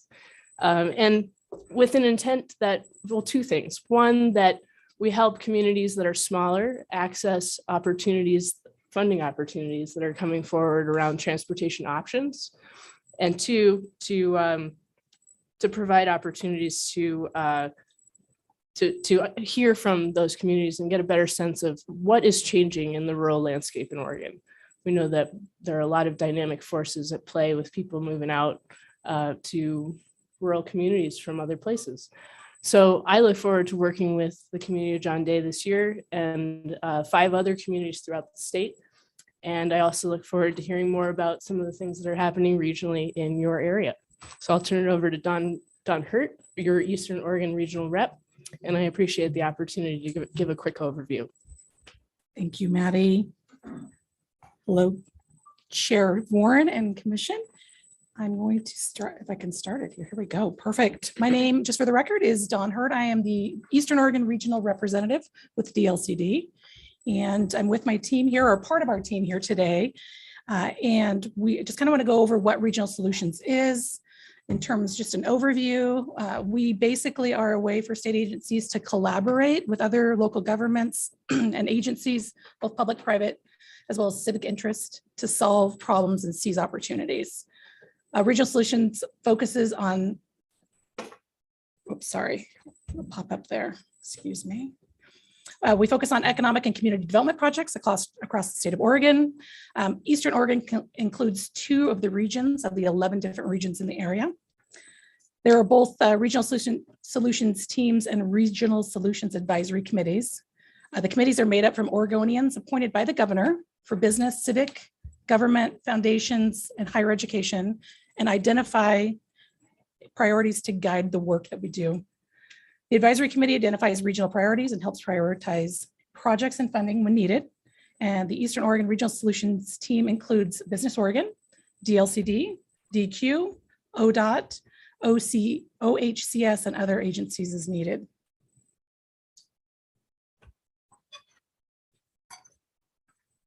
Oops. I missed it. Do you need to just? No. How do we move it forward? Technical difficulty, apologies. Oh, now it works. Okay, there we go. See? David shows up and everything starts working. That is, it's like magic. So Greater Eastern Oregon regional priorities. We have a list up on the board that goes through the priorities that are all required to advance the regional economy, and help support the current and emerging businesses in Greater Eastern Oregon. Support for traded sector, small business, and entrepreneurial job growth, as well as retention in overarching goals of these priorities. And as you can see there, the list is great. Competitive rural communities, natural resource utilization, water security, management development, promoting workforce development and stability, housing availability, affordability, broadband, infrastructure for marketable industrial lands, renewable energy development, and childcare. And so what I'm going to do now is I'm going to pass it on to Courtney Crowell. Oh, that's okay. Courtney Crowell. She's our regional solutions. She's our leader. Chair Warren and Commission, thank you so much for having us today. My name is Courtney Warner Crowell. I am the Regional Solutions Coordinator for Eastern Oregon for the Governor's Office. I think you have to. There we go. And I cover, so I am, I'm within the Governor's Office, but I live out here in Eastern Oregon and cover 10 counties. Like Dawn said, we have 2 different regional solutions regions. We've got Greater Eastern, which is what we're in here today in John Day. That includes 7 counties: Morrow, Umatilla, Gillum, Wheeler, Harney, Grant, and Malheur. And then we've got Northeast Oregon, which is Baker, Union, Wallowa. And so I think what we're, oh, I'm sorry, I'm gonna do this wrong. And I'll give a little bit of overview. Ken and Randy are here today to also help explain some of the projects that we're gonna go over. So this is a map of sort of the projects that we're gonna go over. Unfortunately, our Business Oregon representative for Grant County, who is gonna be here today, is unfortunately sick today. So we're going to pinch hit for her. We also have 2 other regional development officers from Business Oregon that are on our team. They cover both the northern area, so Gillum, Wheeler, Morrow, and Umatilla County, and then also the Northeast Oregon as well. So we are a small but mighty team, and we have a lot of projects that we are excited to kind of just talk with you about. We have many other projects that are happening across the region, but we thought we'd just kind of dig into some of these that have some good land use components and some that don't, but are very regionally important to the region. So I'm going to start with the Wallowa Lake Dam rehabilitation. So probably a lot of you have been to Wallowa Lake. It's a beautiful part of our state and our region. Right kind of at the northern end of that lake is a dam that was built in 1919. As you can see, this is a picture of it. It's pretty old. It's in need of repair, and it is considered a high hazard dam. And there have been restrictions that we can only fill the lake up to 70% of that of their capacity due to that high hazard. So as you can imagine, there have been efforts to rehabilitate the dam. And the other sort of big issue related to this is there's currently no fish passage. So this is a full barrier for any fish that want to get into Wallowa Lake. So there's been many efforts throughout the years. And one of the things, this has huge multi-benefit opportunities. Obviously, with more ability to fill that lake, there are more opportunities to use that water for both agriculture and fish. And then additionally, there's huge ecological opportunities with more water in stream for fish, as well as fish passage capabilities. So Regional Solutions has been very involved in this project, I think, over the past 5 years or so. We have helped kind of bring this project up to leadership of the state. Luckily, we've been able to get $14 million in lottery bonds. We had to go through it twice because, as you all remember, COVID hit and those lottery bonds had to go through a second time. So the good news is we've got that contract in place, and the money is now there. We also have helped facilitate the stakeholder sort of discussions between, we've got the Wallowa Lake Irrigation District, the Nez Perce Tribe, the Confederated Tribes of the Umatilla Indian Reservation, and we've got 2 state agencies really in the mix right now, both ODF&W and Water Resources. So we helped sort of, the first thing we needed to do was do an MOA to address the in-stream water rights. So there is now going to be fish or water in the Wallowa River for fish all the way to the state line. So that's a huge benefit. Additionally, we have a whole lot of progress moving forward for sockeye reintroduction into Wallowa Lake. So we now have sort of gone from it just being this dam project that I think when we started, it was about $16 million. We've now got a bunch of downstream diversions. And I think the whole project now is close to about 38 million, of which we are still working on kind of finalizing that funding, obviously through the infrastructure package through the federal government. There's a lot of opportunity for funding. So we've got, I think, $34 million in funding requests out there. But this is going to be a big project sort of moving forward. And sort of additionally, as Regional Solutions, we're continuing to facilitate agreements around fish passage. So it's an exciting project, but one that is going to be sort of huge for the entire Northeast Oregon region. And I think I'm turning it over to Randy's going to talk about Prairie Wood products.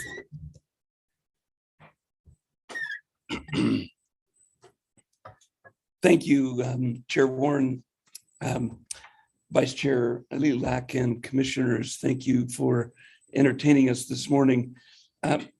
Locally here, Grant County, historically in Prairie City, just east of us here, Prairie Wood Products was a very lively part of the community, an employer. They did shut down in about 2012. This past spring, they are now back, and they wanted to reopen, not only just as a stud mill, but they will be aiming in the next few operational years to reopen their cogeneration facility. So that's a local story which involves the hiring of 35 to 40 people. That's a sea change for Prairie City. They are taking advantage of short-term dynamics in supply and demand for softwood products off of public lands largely. And DEQ and Business Oregon, both this past spring, came alongside of them in a really compressed time frame to get them up and running. So we are continuing to assist, watch, and facilitate that business in that part of Grant County. And do you want to introduce yourself for them? And for the record, this is Randy Jones. I'm with DEQ, and I serve the 10 easternmost counties. You can kind of see Ken. Yeah, you can go one more.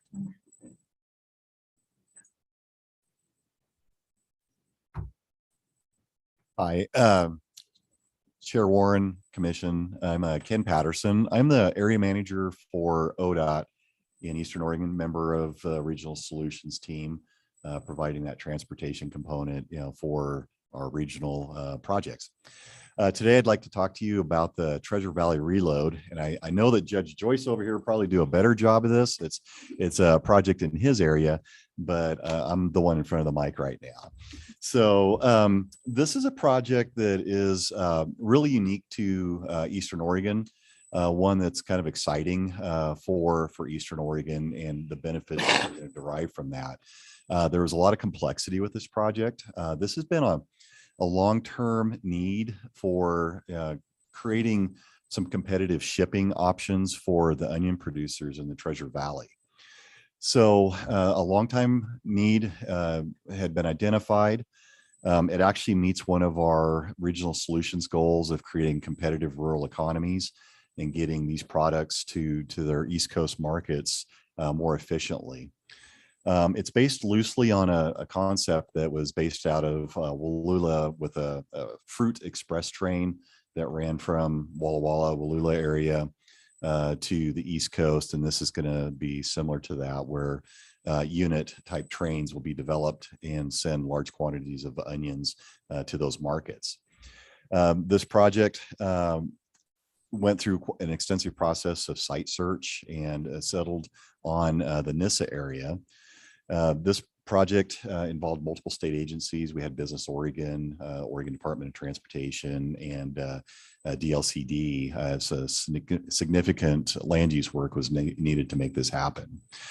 So that's kind of a layout of the site there. The total property is a little over 200 acres, but there's about 180 that was brought into the city of Nissa's land use or urban growth boundary to be able to make this happen. I've got a picture there of that site. You can roughly see the spur line up in that upper portion of the highlighted area. Where they're at with the project, they've gotten $26 million through House Bill 2017. There was a process to go through the purpose and need and show that there's a market need for this through the OTC. They worked that pretty extensively and got the green light to move forward with the project. So there's been two main construction project contracts that have been let. One was the earthwork to get everything graded. And currently they're in the process of laying out the spur line. The ballast for that is going down as we speak. And the rails will start going in shortly in the next few weeks. That's going to be about 1,700 feet, 17,000 feet of 1,700 feet of new spur line so that they can build those trains so that when Union Pacific comes through, they can pick those up in a hurry and move them, to markets. So they're looking forward to the next stage. The building is going to be about 60,000 square feet, and it's a transload facility. So it's from truck to train, and they just move them across the dock and get the product onto the train. The building's been procured, it's on site. And so the next phase is getting the slab and the foundations and start erecting the building after the rail has been built. So they're expecting to be operational in late spring of next year. What this is going to mean is on the early projections, there's going to be a little over about $1.8 million in saved shipping costs for the onion producers in the Treasure Valley area. And they're expecting, based on kind of market conditions and yields, but approximately about 80.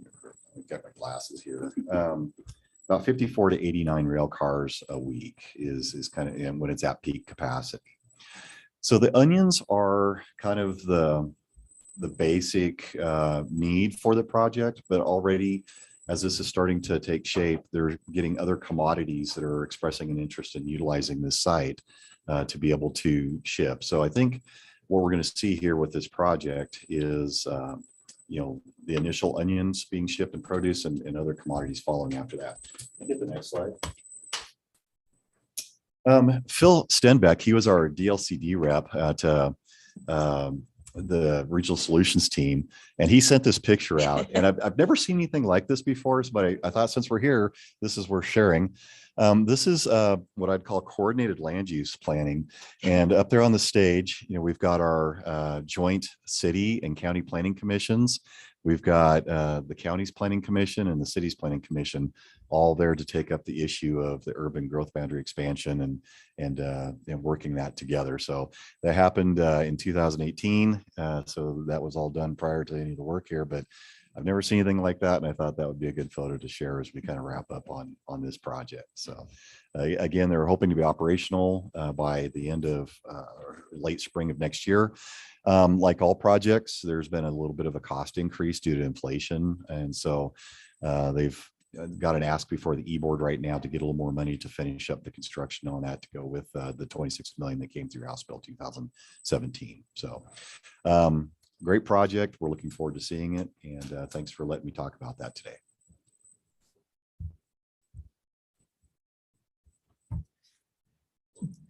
Thank you, Chair Warren, Vice Chair Lilac, Commissioners, Director Bateman, Randy Jones with DEQ. Again, Grassy Mountain is a proposal south of Vail. It is a gold mine. It's been proposed and on the books for some years now. The second owner is the current applicant. And it is a significant economic development project. It is another, like Prairie Wood Products, another example of natural resource utilization, one of our regional priorities. It represents, as you can see, a lot of really great jobs potentially here for Malheur County and the region. Oregon has particular rules, statutes and rules around chemical process mining. DOGAMI is the lead agency, the Department of Geology and Mineral Industries. There are 9 different state agencies involved, or have been a few that are really front and center. There's 4 different federal agencies involved, 1 or 2, particularly BLM and EPA. This is a consolidated approach to permitting. It is complicated. So the project area, this is about 23 miles south of Vail, and the project area is just over 1,700 acres, and 96% of which are located down or up. That one, thank you. 96% of the project area is on federally managed lands. Within the project area, there is a small 62-acre patented claim, and otherwise known as private property. It is an island surrounded by federally managed property. Malheur County has treated that as private property and has issued a conditional use permit per their comprehensive plan that was in 2018. DEQ, and interestingly enough, and it is interesting that DEQ by rule is the agency responsible for determining compliance with statewide land use planning goals. So what I think practically that means is a lot of consultation. It means really working collaboratively, not only with Malheur County, but with the applicant as well, who continue to revise their consolidated permit application as we move through time here.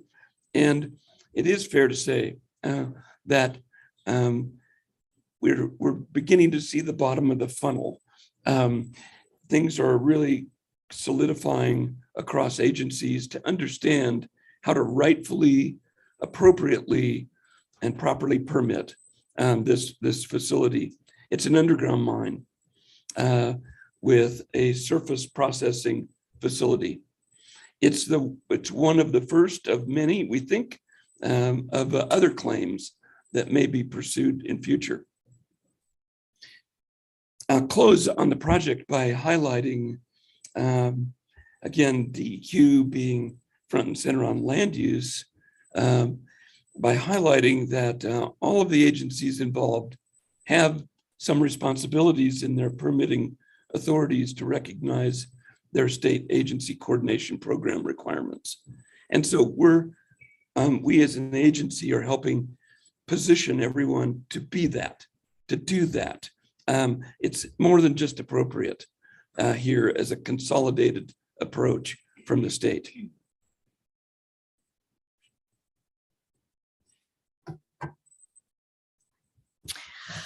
Okay, thank you. And thank you, Chair Warren and members of the commission. Our last project is, I think Don mentioned that Regional Solutions is really a program that it focuses on economic and community development projects, but we also kind of work on projects as emergency situations come up.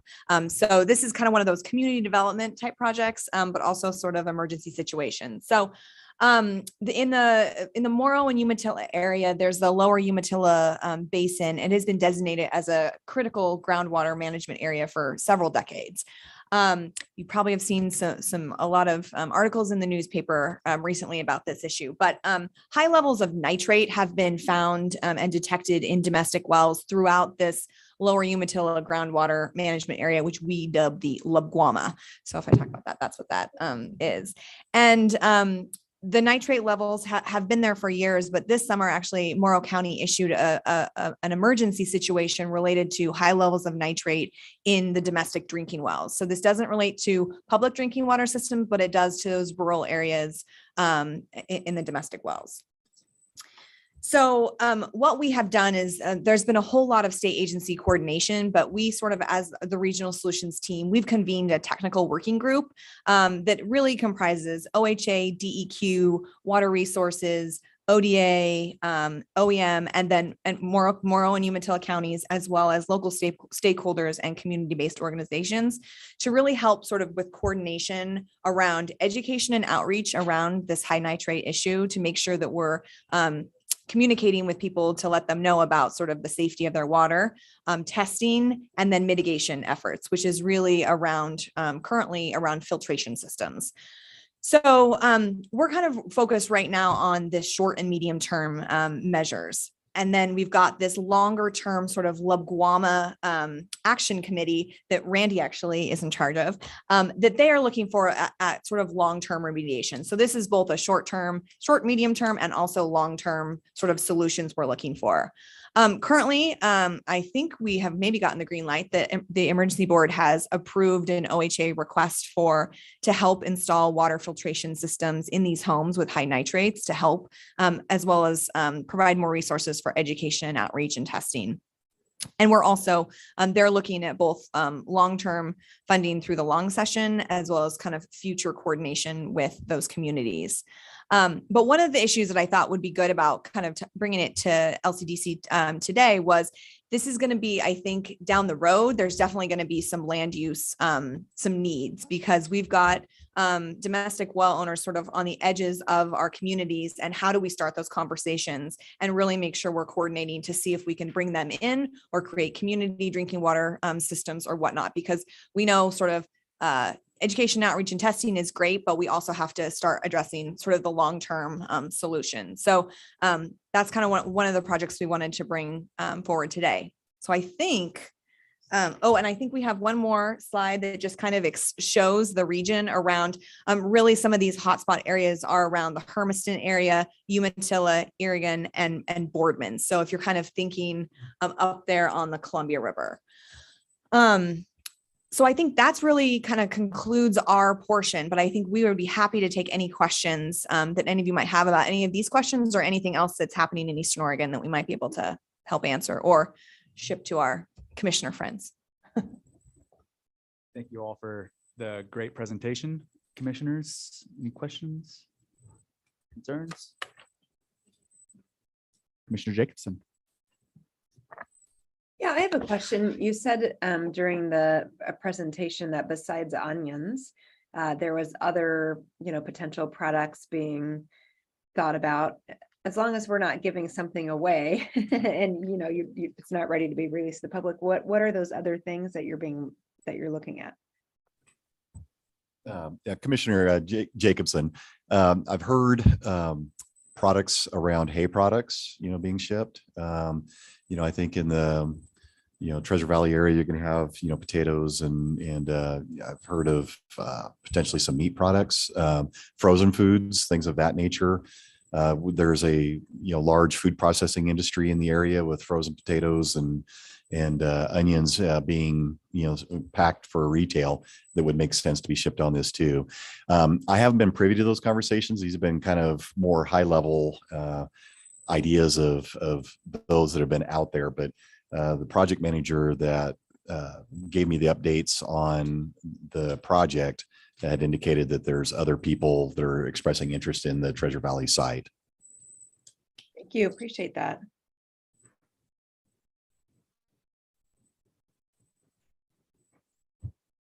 Barbara Boyer, for the record. Where do I want to start? So I toured Grant Cuddamore. I can never say his last name.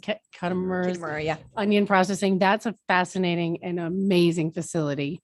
I was there with the Board of Ag, and just the excitement around this whole project, and then within that whole community it's really exciting to see having them, because they produce a lot of onions and they're not staying local. So it's I'm pretty excited to watch that come around. And then I toured the Wallowa Dam project as the co-chair of the OWEB board. And that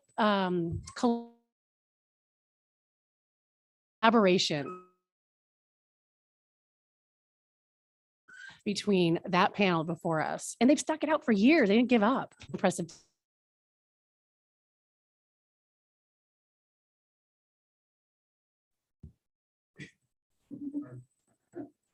My apologies. It wasn't me. Zoom dropped again, like I did like yesterday.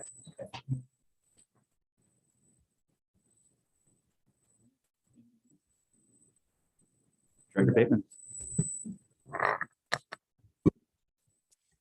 Thank you, Chair, and guests, commissioners.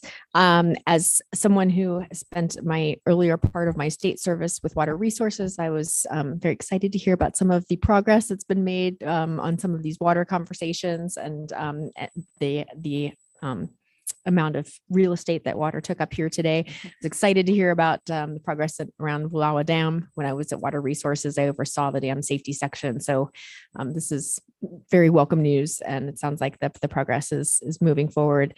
I did have a question for you about the conversations that are taking place in Morrow County around some of the nitrates and the drinking water situation there.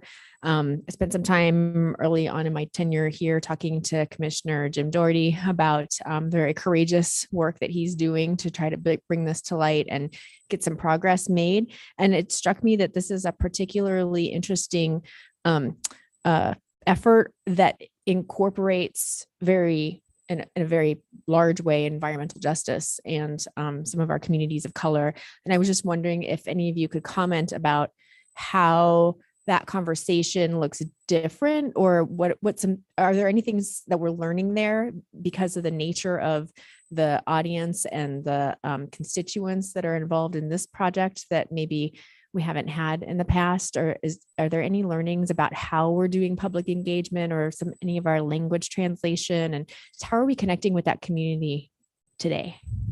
Yeah, Chair Warren, members of the commission, and Director Bateman. Yeah, I think we're learning a lot. I think that is one of the reasons I've tried to pull together this technical working group with our state agencies, because what we're learning is there's great work happening on the ground around connecting with communities of color and trying to identify what are those barriers. And those are barriers that, frankly, I don't think we're doing a great job at state government. And the good news is we're starting to identify those and work towards them, work towards translation, work towards providing. I mentioned that e-board request through OHA. Some of that money is to fund community-based organizations to continue that outreach and that on the ground relationship building with those communities to make sure that we're starting to, I think, address those issues that we haven't done a great job in the past. So it's a learning process, and it's definitely a learning process for Eastern Oregon, but it's been really impressive to see everybody come together and start to work towards some solutions. So.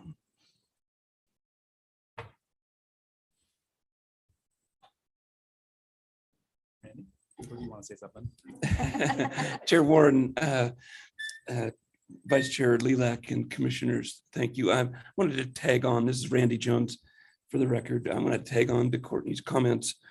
There is this short-term efforts to address the drinking water emergency declared by Morrow County. There is the long-term really demand to look at all kinds of strategies to reduce the net nitrate input to the groundwater system. This is, in my opinion, it is a picture in front of us right now of an economic engine that's been built with private and public investiture for many years around food processing. So this is about food security, really, and it's about water security as well. So that such that it's both water availability for industry, for drinking water, in availability in all of its forms, quantity and quality, but water availability in an area that has not escaped the effects of layered drought cycles, the effects of climate change, the connectivity here as well, per your question to Director Bateman, around environmental justice, where many of the folks that are first and foremost affected right now today are employed by that same economic engine. And they typically live and are living out in county lands. Many of them are. So it presents some really particular challenges. The reality is we will not be able to filter the entire aquifer at the faucet, right? So we need to look at the long term as well as having a short-term response. It gets complicated real fast. Thank you. Any commissioners, go ahead. So to piggyback a little bit on your, as a farmer myself, I have a hard time with the food security. It sounds like a branch of the military to me. I've always wanted to relabel it food freedom. So that's that's what I want to do. Gonna start a movement. So I wanted to talk about the mining. And I saw the last bullet was about closure and the monitoring, and that would fall on DEQ, I assume, right? Thank you, Commissioner Boyer. Multiple agencies. The idea of a consolidated approach will touch monitoring as well, where different permitting agencies will have their own needs around monitoring. Yes. Similar to a landfill? In some ways, yes. The tailings that are processed, that come out of the processing mill, will be permanently disposed of in a lined facility, like a landfill. The differences are largely around the chemical constituents that are contained in the tailings. And the monitoring, and any idea how long that, since this is new for Oregon, any idea how long that would, the monitoring would happen? I think it's fair to say that this will be over a very long period of time. And it has a lot to do with what the federal government expects as well. And joint bonding, for instance, to cover potential abandonment in future years if needed. Those funds would be available for monitoring. It could be 2 to 3 decades worth of monitoring.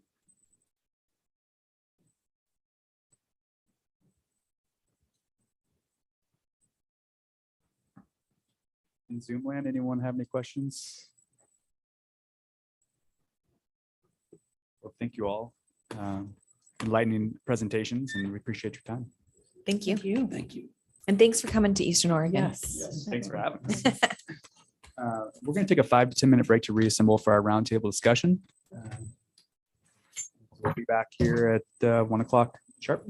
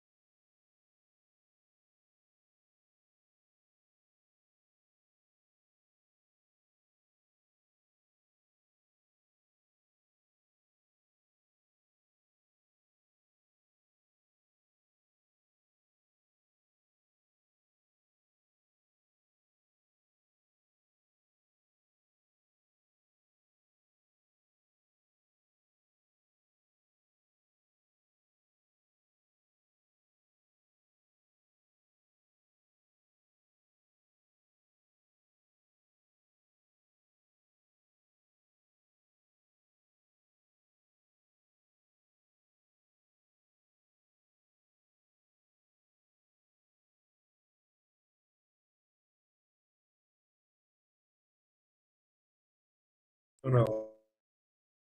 All right, we're gonna come back around the table here, everyone. I know.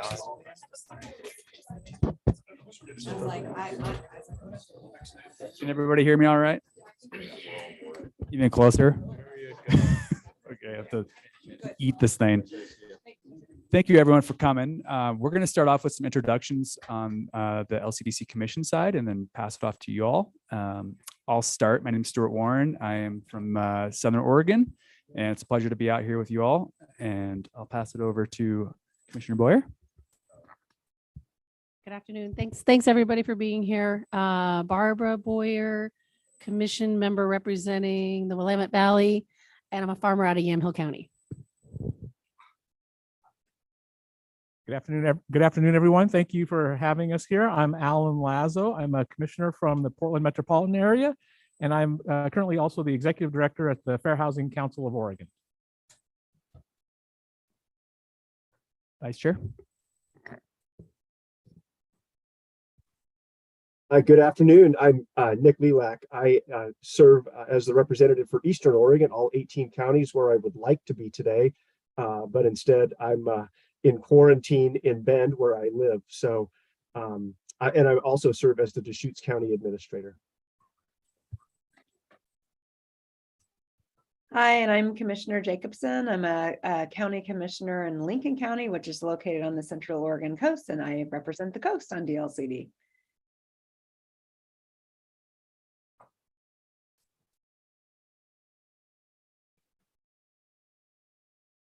And then our other two commissioners, Chair Anya Hilova and Commissioner Sandoval, were unable to join us today.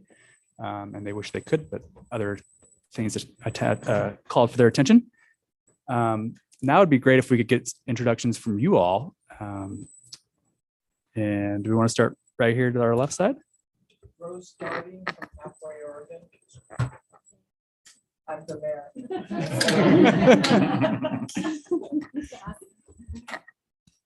Kristen Shellman, Hardy County Commissioner.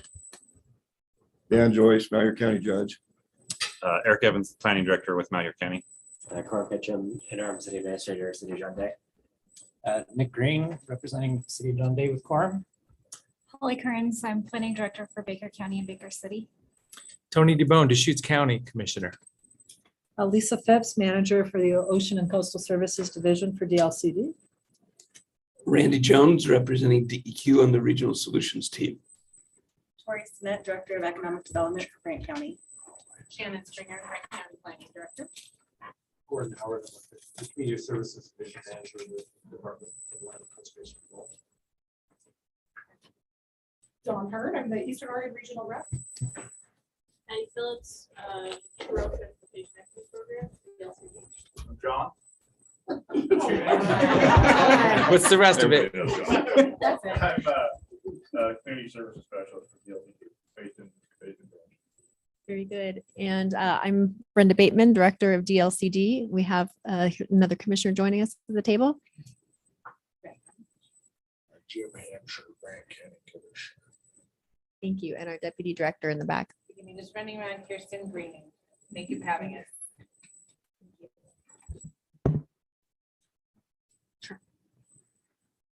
So we're all here today kind of thinking about the 50-year anniversary of the Oregon's land use system. And I think part of what we want to accomplish with y'all is, since we have so many great minds in the same room, is really hear about what's working about our land use system, what isn't working, and what we're really proud about. And so I'm going to pass it over to. We can open it or we can go around. Okay. So let's just open up the floor. So if you have something you want to kind of talk to us about that you like about the land use system, go ahead and just raise your hand and we'll call on you. Our staff are going to be writing everything down on the sticky note tabs over there so we can keep tabs of what you're saying. And Judge, looks like you have something you want to say. I'll just get it over with. Please. Here it is. No, really appreciate you coming, Chair, staff, commissioners, and the comments from the board that just presented the last presentation about Malheur County. It's really nice to see someone do high level review and it's positive. So, and Dan Joyce, County Judge, by the way. So The other thing is, and I'm going to let our planning director talk about it, just we have one ask, and that is probably will come through the legislation maybe. But has to do with Senate Bill 16 and just a little, I think one sentence in the language that needs adjusted. And that would make it a lot easier for those people that are living in our county. And so I'll let Eric Evans speak to that briefly. Chair Warren and Commission, thank you. Eric Evans, I'm the planning director and I guess environmental health director for Malheur County. So Senate Bill 16, for anybody that doesn't remember what Senate Bill 16, it was basically supersiding, giving Malheur County the ability to rezone 200 acres of resource lands to residential use. And so there's just, at least when it came to the legislative intent and what was intended by Senator Finley and the other supporting legislatures. And it involves really the definition of high value farmland and where we can do this. And I think it really is going to really feed back to conversations about wildfire risk and everything. But basically the way it's written now, the places that would allow us to rezone would be out in our most extreme wildfire risks. And so bringing those back into some places that don't get me wrong, and absolutely we want to protect high value farmland. It's just how they had those described or actually defined made it difficult for us to find places that would actually be beneficial. So I believe Senator Finley is going to be introducing some legislation using the ORS 215 description of what high value farmland is. Thank you. Thank you. Great. Excuse me, Chair Warren, Vice Chair Lilac, on Zoom, commissioners and hosts and guests. Forgive me, I was running around a moment there when we were starting this agenda item, but I think, I don't know if Director Bateman wants to say anything, but our invitation to you all had a couple of call outs and a little bit of a warm up for this discussion. We're about to approach the 50th year of the land use planning system. And just, I think commissioners would love to hear, and we're really recording. This is our first focus group on the topic actually is what is working, what has worked. If you think back in your careers and in your communities, what is foundational, what's important. We hope there's some items there that are of merit that you might want to just record. It's easy to kind of go to what needs to be fixed and judge and planning director. We want to hear all of that today too. But just thinking what should we make sure that is maintained going forward over the next 50 years, and what really needs a fresh look or some adjustment. This is a long agenda. 50 years is a long time, but we've been through 50 years together. And there's been a lot of battles, a lot of victories, a lot of valid battles, and probably most importantly, what are you proud of?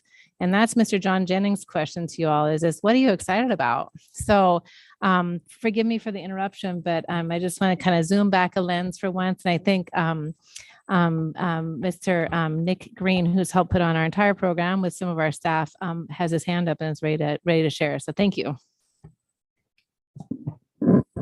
I will. Thank you.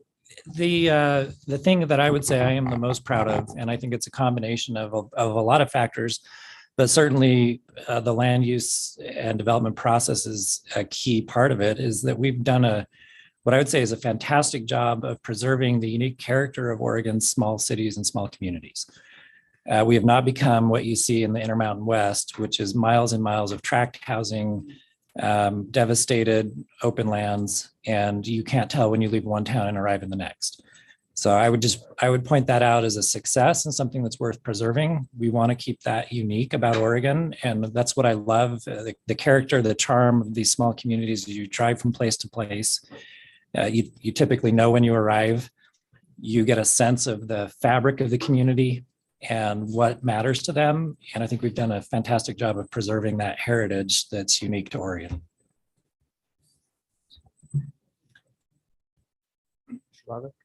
Can you speak to what elements of land use programs you think help preserve that character? Is it the UGB? Is it the I don't want the very ones I'm trying to change? No.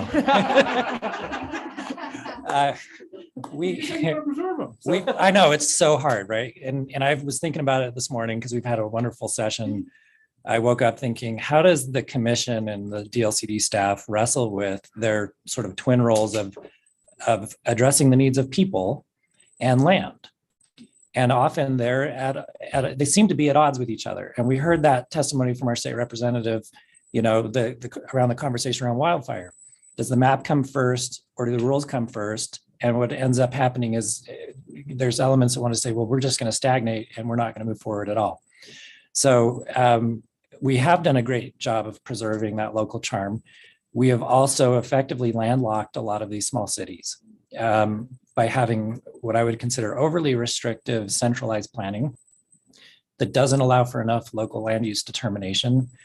And unfortunately, with the combination of other factors that are really outside of this commission's control, you know, natural resource regulation and other factors, some of us are trapped somewhere between 1895 and 1972 when the land use process was adopted. And so we're struggling as cities and counties in rural areas to remain relevant.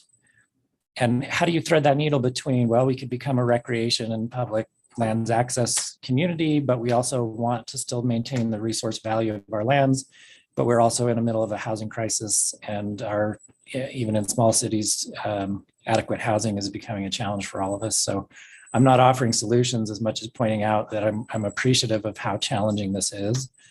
I don't want to lose the unique character of Oregon's small cities, though. I think that is worth preserving. We just have to recognize that the value of that place and the placemaking can't trump the human beings who need to make a living in these communities.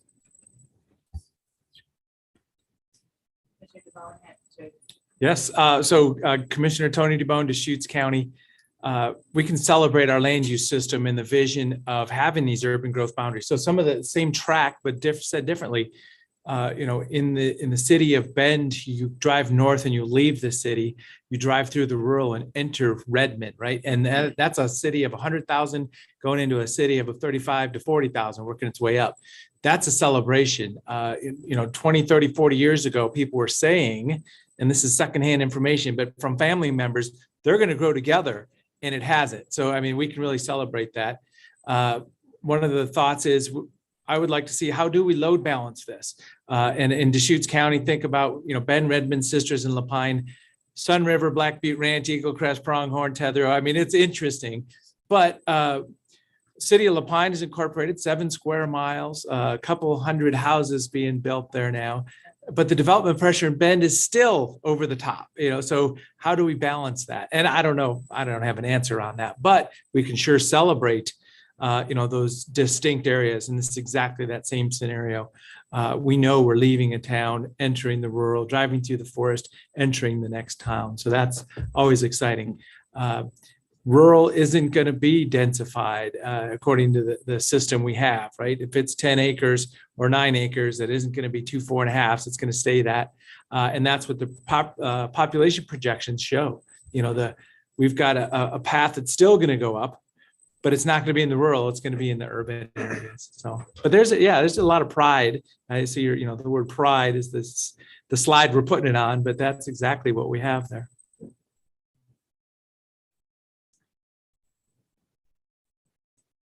And I got another whole topic that is going to be on the ask side, but we can stay on the pride topic for a moment.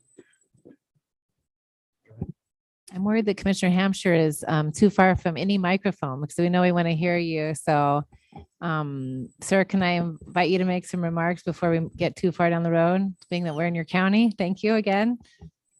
Well, one of the issues up in my community is we have quite a bit of property in our urban growth boundary, but it's all in private ownership. So if those folks never decide to ever sell or develop it, those grounds really doesn't do my community any good. We need more local ability to change the zones on property that is available, you know, for maybe industrial into residential or a combination of the two. That's not so cumbersome. Thank you. And that's Prairie City, sir, you're speaking specifically of? Yep, thank you. And I would defer to Commissioner Shellman if you had any comments. I should have brought my planning director along. You know, I'm fairly new to this role. And so I think that the things that I hear though is when Harney County presented some of their land use planning and did some unique things though, that they found a lot of support at the state level.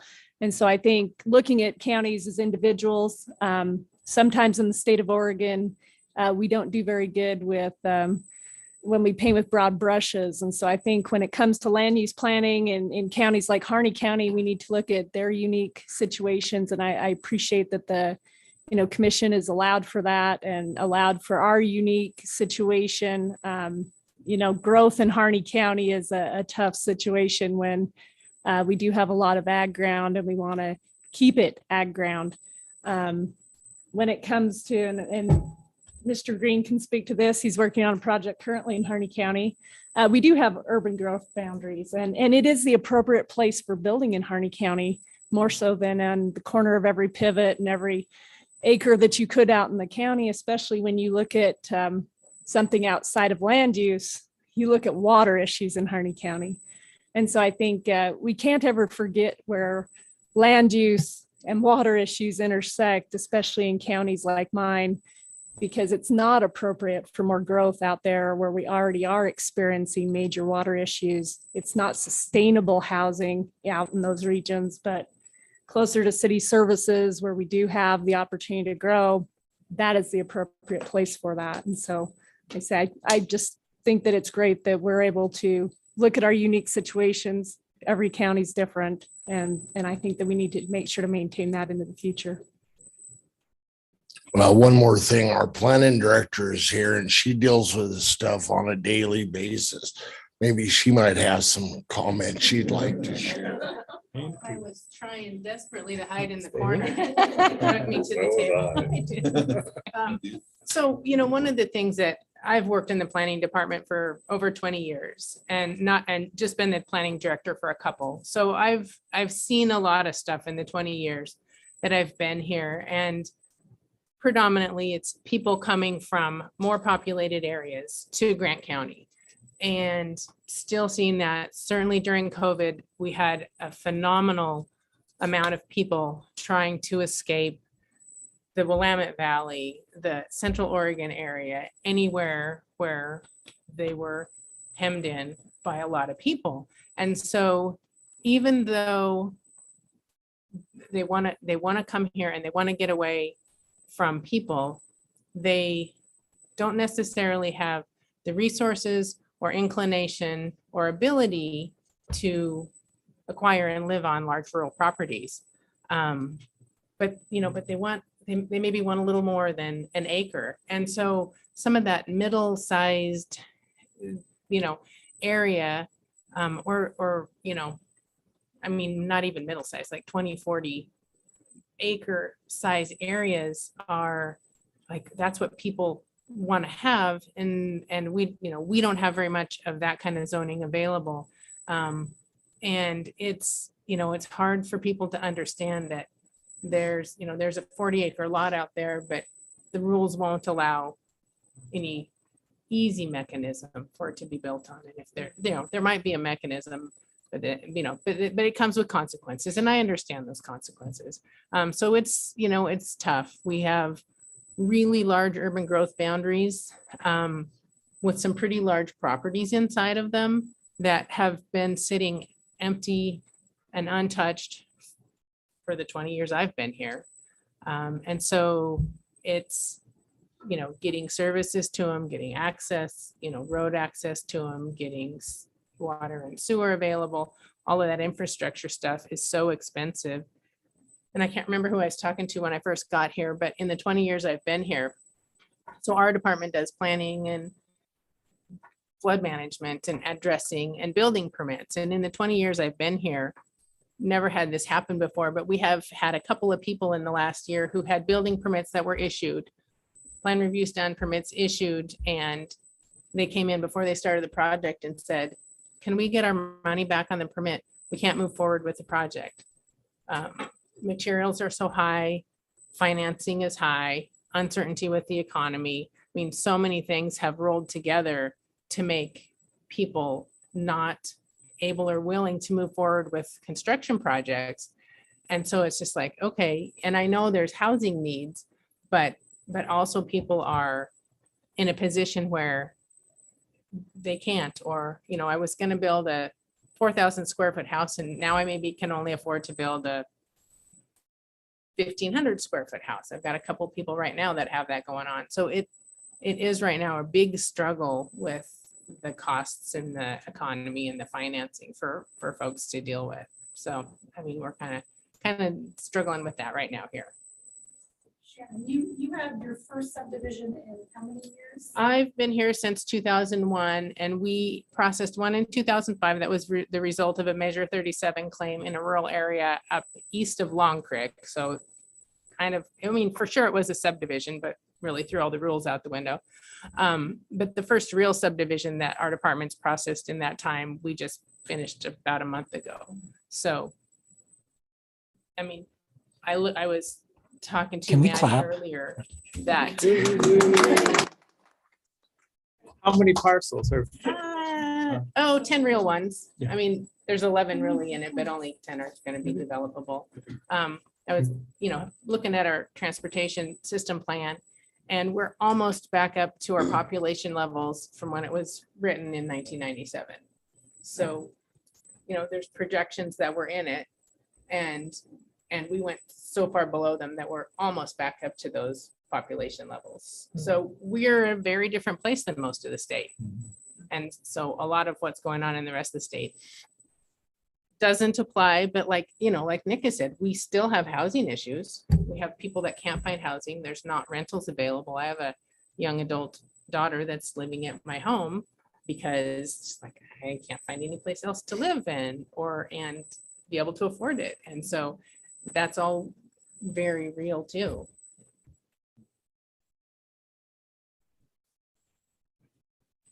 Why don't you go first? I've already said words.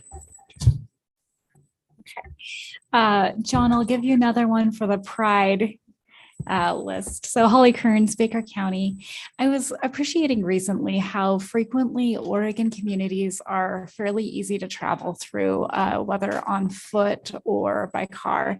And compared to other states I've visited, that's just not always the case. And I don't have to travel very far out of the state to appreciate it a lot. And so while it certainly is one of the things that can make planning decisions complicated, I do think that the integrative nature of planning, that we don't focus on development first, but we do look at the development effects and how to serve development, is one of the strong points of the Oregon land use system. And transportation is one of those, trying to make sure that the effect is planned out before the impact happens. It's a pretty big deal. I will add on, just as a tag thought, that transportation infrastructure is not cheap, it's not free. It is a really, really difficult thing to provide, but it also contributes to the quality of the community. Mine's really going to echo that. I think the land use planning goals and the framework that we have is very effective. And that's what we just discussed. Having that range of goals is useful. I would certainly not recommend abandoning that. I think one of the things we struggle with is all of the jurisprudence that's grown up around that over the last 50 years and the rulemaking. And I definitely was appreciative of the efforts that the DLCD staff are undertaking now to address the unique requirements of large cities and medium cities. I think it's worth recognizing that 3 out of 4 cities falls outside of those categories. They're small cities. And when you unpack that, 75% of all Oregon cities that have populations below 10,000, well over half have populations of below 2,500. And so if you've never worked in one of those, I have, and then I managed to convince this guy to do it. You're talking maybe a city manager, more likely a part-time city recorder. The key success is getting the bills out on time. Participating effectively in a very complex land use process is next to impossible. It's not that they don't want to, it's that it's so far beyond their capacity. I think we need to start thinking about deliberate approaches for us to work within the framework, but to do it, meet us where we're at. Let us do that within an approach that is balanced to meet our resource needs so that we're not veering from the goals and the principles of the framework, but we're also not just redlining everything that doesn't apply to us, because that's great. I mean, we do need exceptions, but we also need deliberate approaches tailored to our needs that allow us to proactively plan for success in these communities based on local decision-making. Nick, I think that was a really important point. You made that yesterday too. So I think it'd be worth our time to try to drill down that a little more. Maybe if you could provide us some examples of what you think that would look like. Really, how can we support you to accomplish the goals you're trying to get done out here in John Day? I'll give you an example, and I think it's relevant to Commissioner Sherman's remark earlier. We have a chance to create some master plan developments that are really unique. And part of that is based on the unique geography that surrounds our communities. A smaller ranch kind of Pac-Man's John Day as a city, and that's a 4,000 acre ranch. Well, that's about 5 times the size of our city. So they're a key stakeholder, and they're partly in the city limits. They're partly in the urban growth boundary, and they're mostly out of it. We have a very similar situation in Burns, a 1,200 acre ranch that connects the Burns Paiute Tribal Reservation to the Burns City and Harney County. We have a stakeholder that has a land area that would double the land area of the city of Burns. These are the areas that are proximate to our city services, where we can achieve almost every goal under the current land use scheme, except exclusive farm use, which became the default designation for nearly all of these large ranching parcels. So where I was going with that, just to provide a little bit more depth, we're looking at programs like the Sustainable Sites Initiative, which is the land use planning equivalent of LEED for buildings, and looking at, can we create master planned overlays that encompass these properties that cross jurisdictional boundaries? They're partly in cities, partly in counties, and partly in UGBs.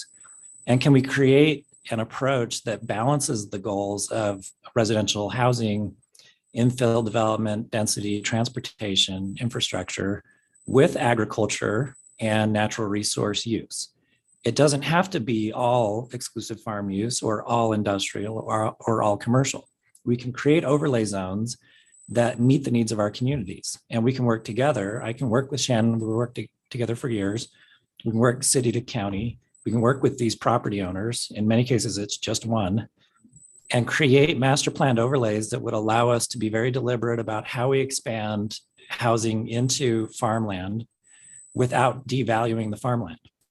Looking for opportunities to create more high, water conservation focused, energy efficient, resource centric proposals that don't say, well, nope, you're going to have to continue to grow alfalfa in the high desert, even if there's no water in the river, because we said so 40 years ago.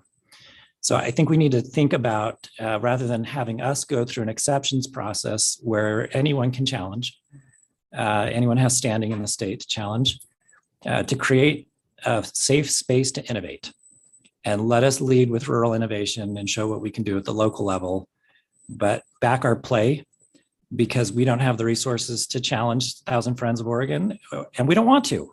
We want them to be a partner as much as anyone else, but we cannot litigate our way to an outcome. We need the support of the state to get there.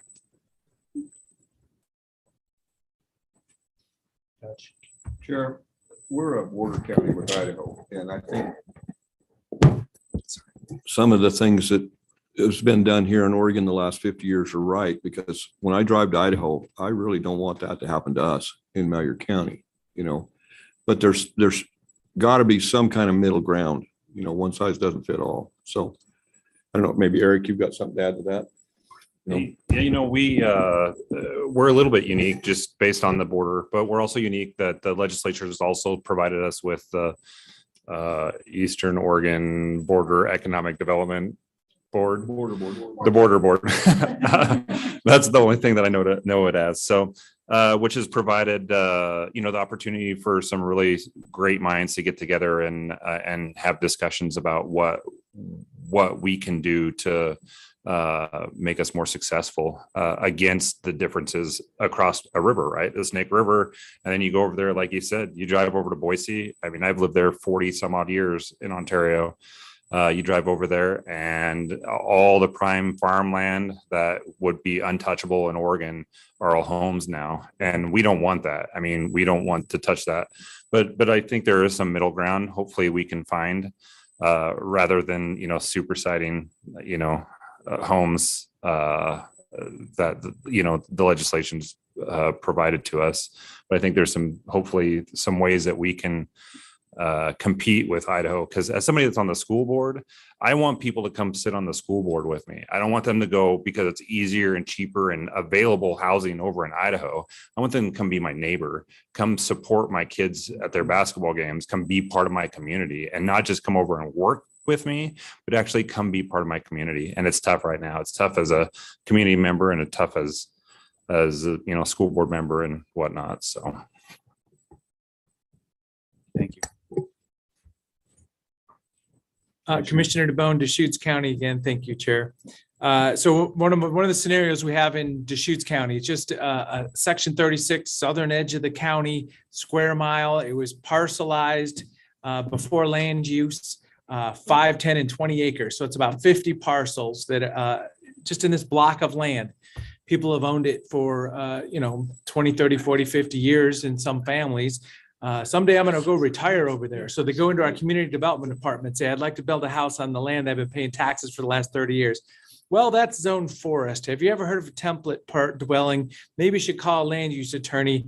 And then there's an appeal process because it's not a conditional use. It hurts people. It's just not right. Back in the late 70s, early 80s, I wasn't around, but we, the people of Oregon and maybe this commission, we put the first zoning in place, and maybe it made sense at the time, but it was already parcelized. So it doesn't look right on the ground for that property owner to come in and find out that, oh no, it's zone forest and there's a huge step to getting a single family home built there. And these are retirement parcels, people that have been holding on to it that live anywhere around probably the Valley area. And they're coming in and they go to our community development and then they call the commissioner. What can you do about this? Well, that's what I'm here about today. But let's hopefully look for a positive path. And just like it was mentioned, 1,000 Friends of Oregon. I've been in a spot where we talked about, what do we call it? Non-prime resource land. It was just an idea, is there a middle ground here? And it became a very contentious issue. No, the answer is no, you can't even have that conversation. Okay. And the big look, right? And this is 15, 20, 25 years ago. I wasn't involved as much then. Let's go back and take a look at these things that were zoned that maybe could be different. And we just don't do it. So let's celebrate 50 years by maybe opening up that book and talking about what we could fix. So let's just dial in some of this stuff. And I don't know what that looks like exactly. I'd like to empower some folks to be able to, it's all federal land around it. Get some roads in there because people are building today. People are building unpermitted structures. We've had forest fire events out there. For fire personnel show up and they're like, well, what's all this development? Nothing's documented. I mean, it's a really kind of a disconnect in our community. So that's on the downside slide over there, but let's work together and figure that one out. Thank you. I was just seeing a lot of head nods over on unpermitted structures on the Malheur County team. I was curious if there's anything there. Yeah, I'll chime in on that. So yeah, Grant County's big. We have 2 people that work in my department. Hasn't always been that way. So it bounces between 1 and 1.5 and 2 and off and on for whatever. Don't really have significant enforcement. People call and ask what the process is, and then you don't hear from them. And then someday later, something appears magically. And so the real only hard stop is you have to get an electrical permit to get electrical service from a utility. But if you use solar or you don't have electricity, or you put in your own septic system, and or it's just off grid. I mean, I wouldn't even want to venture a guess at the bazillions of those that are scattered about in areas of Grant County. And I don't think Grant County is super special in that regard. It's a real thing. People hear there's a process, or that the process is substantial, or they've bought property without asking what the limitations or restrictions are on the property beforehand. And then they're like, well, I got it. I guess I'm just going to add to it or fix it up, or, do the thing without the proper permitting. And it's a real substantial problem in for us here. And I don't, I don't have good means to get around it, to be quite honest. I don't know that there's a good answer for that, but it's an actual big thing in our county. Thank you. I think, remember, challenges are welcome. It doesn't have to be all happy. So, I mean, we don't have to solve them today, but this is about kind of talking about what is real. And, I think, Commissioner DeBonne was talking, it being a fire risk, wildfire risk. So just being able to know where people are for life safety these days becomes increasingly important. So thank you. I mean, not want to be big brother, but just knowing where folks are, to be able for safe evacuation. So thank you. So I'd like to put a positive spin on that then. So we've got high-speed internet, not everywhere, but high-speed internet in home delivery, being able to work from home, a corporate remote job on video, which we're doing a mixed meeting here right now. So there is a whole generation coming on, battery technology, solar panels, the technology demonstration that's possible. So, I mean, we should be welcoming that also. So then it boils down to really just, the septic and disposal, septic system, fire safety. So we do want people to get registered, permitted, whatever we can do. And a single family residence without a green lawn, large green lawn, there's minimal water use too. And we're talking about this now with some land use approval requests at the county. A single exempt well, 5,000 gallons a day. But if you're not putting a lawn in, you're washing laundry, taking a shower, flushing the toilet, and it's going back through a septic system. So it's going back into the ground, hopefully very much separated. The water use isn't that much. So as I say, there's a path out there that we don't really acknowledge that could be pretty positive too. Please. Chair Warren and commissioners, thank you. I think, interesting thoughts. There's so much I could agree with that's been said. I do want to just provide appreciation for the DLCD staff as they've been working to try to tackle our housing crisis in Oregon that affects communities all over. I really appreciate that infrastructure has become a really important part of that conversation, the acknowledging that sometimes it's not a market issue, it's not a land availability issue, it's an issue of being able to finance infrastructure to provide for the needs of the housing that we know needs to be developed after kind of a period of time where we haven't been meeting Oregon's housing needs. And so I just am really appreciative that that's becoming a more accepted part of the conversation, that it's sometimes not so much a land use policy issue. It's a matter of gaining real and accurate, effective and affordable access to being able to install infrastructure that will support the development we need to see. I could add just an opportunity under that, smaller community. I'll say community because cities, counties out here, we tend to work pretty closely together. But I would like to see a rural placemaking challenge in a positive sense. We tend to approach land use planning from a regulatory standpoint in Oregon, which usually starts with what you can't do. What if we, for the smaller communities, open the aperture a bit and said, bring us what you think you need, what you want to do, what you see as an opportunity. And rather than saying, well, we'll go do a 12-month housing needs assessment, which is really boring and not particularly useful for us, start with what can you create? What do you see as opportunities that benefit your community? Take that rural placemaking challenge approach and let us come up with some options and then see if we can overlay that within the current planning structure. and take it from the approach of how do we get to yes, what modifications are appropriate to realize this community-based vision. I think that would resonate with a lot of our communities that are struggling with living in the land of no. And we very much appreciate DLCD staff. They're sympathetic to the plight and often powerless to change it, but they're helping us navigate where we can. I just think if we could flip the dynamic on its head, let us take that positive approach, I think we'd see some things happen that we couldn't regulate our way into, but would be very positive for the state overall. Wondering how many other communities would appreciate that kind of approach? Anyone else? I always approach planning from how do I get to yes in my office.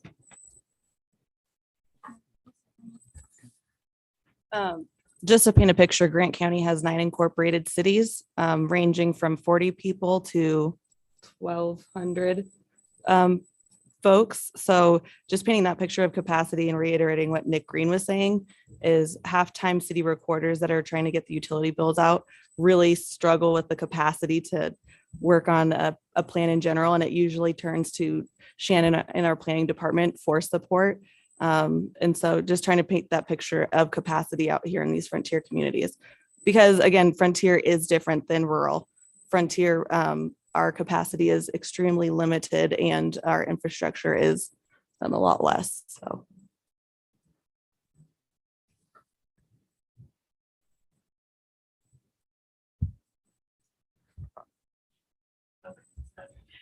So to stay on that positive vein, I was thinking about asking this question of you. So what would you need to jump the hurdle to find these unpermitted structures? Just people and money. I'm not even thinking, I was just thinking drones. Yeah, it's finding them as one thing and then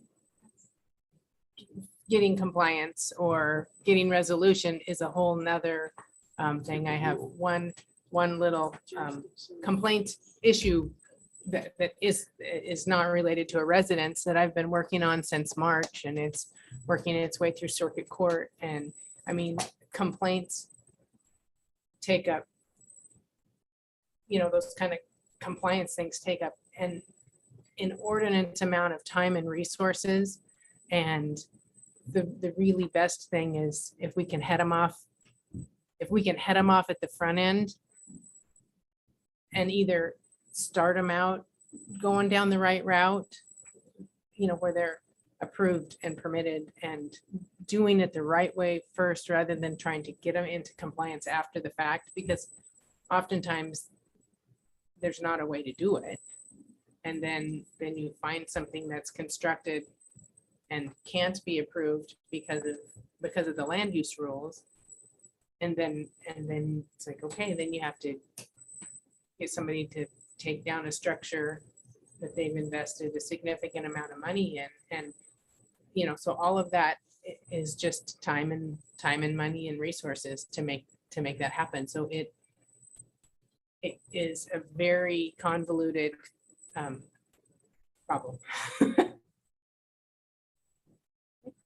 Commissioner Boyer for clarification, Chair Warren. So Commissioner Boyer, did you mean kind of from a life safety perspective, not so much a compliance perspective, but just simply just data? Yeah, it's for safety. Yeah, just rather than just like the complete demolition of the home, but just knowing where folks are. Yeah, just to identify where they are. Yeah, I don't know. Which might be kind of an OEM, local fire, local emergency response folks, more a question than from a planning perspective, we're not so much trying to make it legal, but just trying to make it known. Yeah. Identify their location. Yeah. I'm not sure how to approach, how we'd approach that. I think the assessor's office, our assessor's office has a pretty good idea of where all structures are. They tax them whether they're approved or not.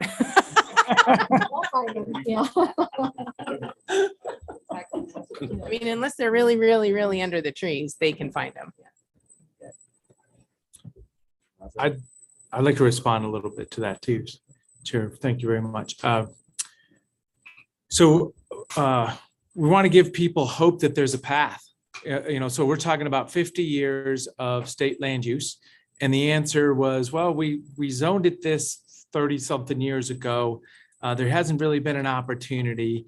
Mom and dad came in, and then the property was passed along to the kids. The kids came in, the answer's been no for 30 years, and then they went and did it.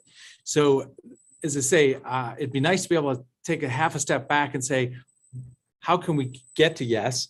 And my point is the state land use system kind of has run to ground in some of these areas. The answers, we've determined what the state land use system says, and we're not changing it. So then there's no motivation to come back in, because the message from the top is, well, it's just not going to change. We've determined what the answer is, and the answer is not going to change. Okay. I won't come in again and ask. Right. So just one of the, and I've seen it. I've seen that in my world too.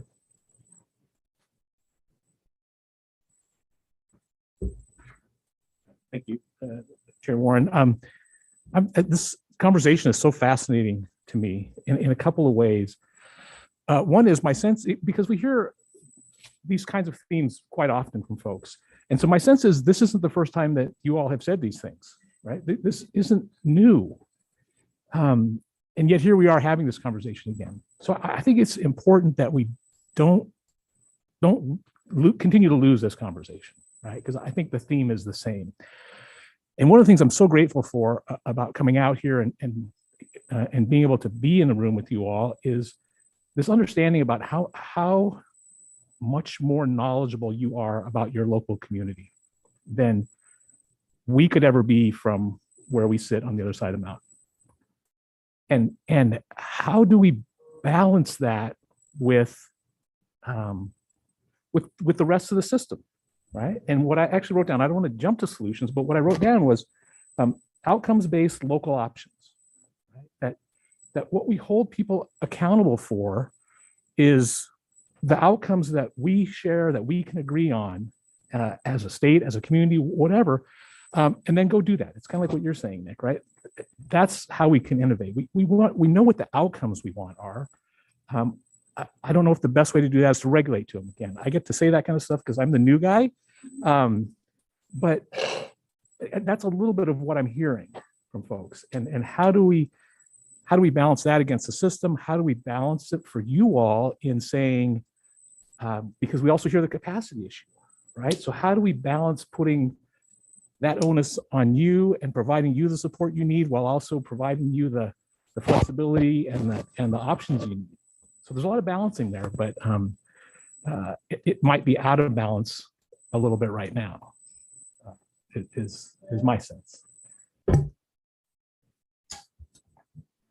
Chair Warren and Commissioner Lasso, I appreciate those comments a lot. Thank you. I think what you wrote down makes a lot of sense. And one of the things I can offer as an observation, I've been in planning for about 16 years. And in the time that I've been working in planning, I have observed a move toward more state control and a move away from local control in a lot of regulatory senses. I have some indications that tide's starting to turn back, but I think that one of the possible solutions is preserving local control whenever possible. I think that there's a lot to be said there. And I know, and I've heard concerns with that maybe given local control, local governments may make bad decisions. It's a reasoning I've heard a number of times, but local governments are there to serve their communities. And I think that their community's best interests are at heart behind decisions, even if they don't always work out perfectly. I don't think there's any community that can say we have a perfect set of legislation that worked out exactly as we intended. So yeah, sure, mistakes may be made from time to time, but I don't think a move away from local control is ever a good answer to make the land use system flexible enough to continue to meet all communities' needs 50 years into the future. If the land use system becomes rigid enough that community needs cannot be met, the land use system is going to be the thing that people attack to try to create the flexibility and creativity they need. To say that for folks who know the work that I do and have heard me speak, that what I just said is a a pretty far turn from what I may have said in the past, but this is a very different context, I think. One of the things I do say when we are working on rules and legislating otherwise is we very often need to do that rulemaking to put boundaries for folks who are ill-intentioned, right? That's what rules are for. They're not necessarily for folks who do want to do the right thing or want to do good. That's not necessarily what rules are effective at. And so it's hard to balance that same thing against folks that are trying to do good, but the rules are making it harder for them to do that. So that's that. So I have also said something very opposite about local control in that same context. So that's the balance. I'd like to maybe introduce a new thread, but I do think it builds on the rest of this discussion. I like to think about some of the macroeconomic challenges that we're facing as a state and a region. There are a lot of things that are outside of our control. We're seeing tremendous pressure on the meatpacking industry right now, and we're trying to alleviate some of that pressure. Even prior to federal and state land use decisions that impacted forestry and timber, we were seeing market shifts that were going to impact the way those industries operated. A lot of our small communities they were founded as company towns. Heinz is named for the founder of their mill. So what I am forecasting, and I think the demographics support it, is that we're about to see another major seismic shift in demographics as our populations in frontier communities have aged. And many of these century ranches do not have adequate succession planning. And because of the restrictiveness of the land use process, have been unable to come up with a viable succession plan, particularly when the subsequent generations aren't interested in being full-time ranchers. And so what I would suggest is we start looking at those non-planning socioeconomic indicators that would drive us to do things differently than we're doing today. I'll give just one quick example. Within the city of John Day, which is sort of a microcosm of Grant County as the largest city, our school district went from 1,100 students enrolled in 1998. Caveat, the year my wife graduated. She'd kill me for saying that. But you did. But I did. I just outed her. 1998, she had the largest graduating class. They had 1,100 students in the school district. Grant School District 3 this August enrolled 453 students. That's not the result of boundary changes. In fact, it's the opposite. We've agglomerated school districts, and we're still at 60% reduction in student enrollment over a 22-year period. Or 24-year period. So we need to be paying attention to those trends because it's going to impact everything about our economies. And we've got to come up with viable alternatives to stay relevant as rural frontier areas in an information age economy. We've got to be able to do things differently, or we're going to see stagnation and decline to the point that I made with the council made the very popular decision of closing the police department last year after 50 some odd years of operations. Nobody was happy with that, including the city council, but we did it because it was not financially sustainable. And we were one of 4 cities below 1,600 people that was continuing to try to operate one in Oregon. So we're losing our ability to provide basic public safety services as a result of these macroeconomic shifts. We've got to find a way to reignite our economies, to restore our communities, to restore that hope. And land use planning and development are going to be a central part of that. Well, and just to kind of demonstrate with 2 cities very much close together, how they're so far apart on stuff. John Day has challenges there. We're 13 miles up the road. We have record population for our school, but a housing shortage and buildable lands. Like I said, we have a lot in urban growth boundary, but if the private landowners don't want to develop it, it does no good to the city. We have property that's zoned industrial that if it was an easy process, we could convert that to residential or mixed use. We could build more houses. We would have even more population growth. So, and I think that's why when local control, we should have the say of how that land should be zoned. can't resist. May I? Thank you. So Commissioner Hampshire, I had to make myself, in addition to all the type notes, I'm typing furiously and the folks behind me taking notes. I had to take note of that particularly. When I first met you and talked to you, you were trying to solve your water crisis in Prairie City a few years ago, about 3 years ago, and we were working on an economic opportunities analysis Prairie City. And I just wanted to make sure to let you know that that I'll ask Lee McIlvain and Gordon's group to follow up, because you do have a functioning EOA, that you had prepared at that time. I'm not sure, again, given capacity, that we were able to support you adequately to adopt that, but land use planning is not supposed to be static. So I just definitely want to say that we'll follow up and reach out and just see. And to anyone else who has a specific issue or challenge that we'd like our staff to follow up on, please let us know. But that one should be relatively easy because I know the data is there. So we should take a second look at that. Thank I you. really appreciate that. I want to give our commissioners online a chance to ask questions if something's come up for you, that way you don't feel left out of the conversation. Thank you. I'm just listening. It's really a robust discussion. And again, I just wish I were there with you. But I don't have any other questions at this point. I just will continue to listen. Thank you. Yeah, thank you. I was just going to say that being also a rural county, but a rural coastal county, there's certainly things that we struggle with as well, like unpermitted residents and very similar things that we have to deal with too. So even though I'm on the coast, I just wanted to say that similar experiences here with some of that.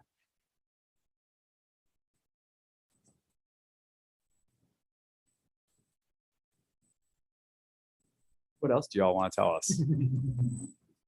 Favorite projects, successes, Yeah. things that we wouldn't otherwise know about, fun facts. Mayor Halfway, anything? Could we give you the microphone just a moment? We haven't heard from the mayor yet. What's going on in Halfway? The only fun fact I know is that we are shrinking, but yet we don't have enough housing, which kind of doesn't make a lot of sense. Mayor, do you know why you're experiencing population decline? I mean, others have spoken to it too. Nick has spoken to it, and Nick didn't say it out loud today, so I'll just say for the group, it's particularly confining when the population center of Portland State University forecasts your community in decline. So Nick didn't bring that forward today, but we've talked about it many times. It's particularly challenging. And yesterday, commissioners heard for a couple of hours about sort of housing revision in the state that would flip that on its head a bit. But for in Halfway, do you know why folks are leaving? And it sounds like also still you're having a housing crisis as well. We had the Forest Service and now we don't. You know, our school district was bigger and now it's a charter school and it's not that big. But they can't hire people because they can't find a place to live. You know, we don't really have much property, no place to spread out. You know, it's really hard. Thank you. And that again would warrant some attention. Thank you. I know that I think you're in Don's territory. So yeah, it's each community is so different and the challenges are so unique. We need to triplicate Don at least, but hopefully we could extend some support from the housing team too once they get freed up, revolutionizing the land use planning system for housing. But that's a shortage of housing supply is no joke. So thank you for raising that. Well, when you were talking about our water problem when we first met, couple of our successes, we're going to be pressure testing our new water line next week, which was a huge project to two private landowners, approximately 9,000 feet of pipe. So this will give our community enough water for future growth and fix a problem that's actually existed since about 1969. Another project we completed last year was repairing a lot of our sewer lines in town, which reduced the amount of waste that we're pumping out. We're averaging approximately 64 million gallons of waste a year. most of that, it was actually just groundwater we were pumping out. So with the completion of this one sewer project, we reduced that by approximately 32 million gallons, which saved the city a lot of money in pumping costs, plus left a lot more groundwater within my community. And even last year, I think it was a 127-year record drought year. We had a lot of shallow wells within our town that produced longer last year than they ever had in 50 years, based that we're leaving all this groundwater that goes down to help support downstream irrigators, the fish. A lot of them now we need to start accepting the wastewater from the sawmill for wood products. So we're looking to try to do another couple small projects, maybe a $400,000 one, which would reduce it by about another 10 million gallons a year. Plus the kind of sewer pumps we put in are variable speed, which save they're about 30% more efficient on electricity. So that's quite a savings in the operation costs. We can keep our sewer rates down for our residents. And that's a thing that's hampered growth in the past. If you're low on water and you're always having these restrictions, people don't want to move to your town if they're worried about, oh, we won't have any water for our yard or a garden. So it's nice to finally get that done. So should have it completed here next week or so. Been a long time.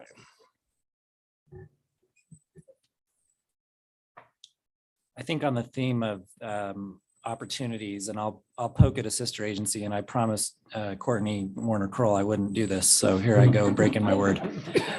I cannot. I'm like that moth to a blue flame. We really do need a combination of regulatory relief with incentives. And I'll just give one example. Prevailing wage rates, the principles are sound. The thresholds have not, in many cases, been adjusted, I would say, in our favor in decades. And so what we end up running up against are market rates that are dictated to Eastern Oregon that are so out of whack with the local cost of labor that often our local sole proprietors and general contractors simply will not bid. And so it ends up with us paying out of market costs to bring in firms to do public improvements. Where the rubber really hits the road is in housing development, because all of the cost of the horizontal improvements ultimately has to be incorporated into the cost of the home or subsidized by the public. So we do need regulatory relief to allow us, especially when we're developing subdivisions, to go with local general contractors. And that trigger of $50,000, you can't even build a bathroom for $50,000. So anything we touch is prevailing wage rate in Oregon. If it's a privately engineered public improvement, the threshold $750,000, but that's still not going to get you a subdivision. So we get real creative within the bounds of the law to avoid pricing out our local general contractors, but we need to get more flexible.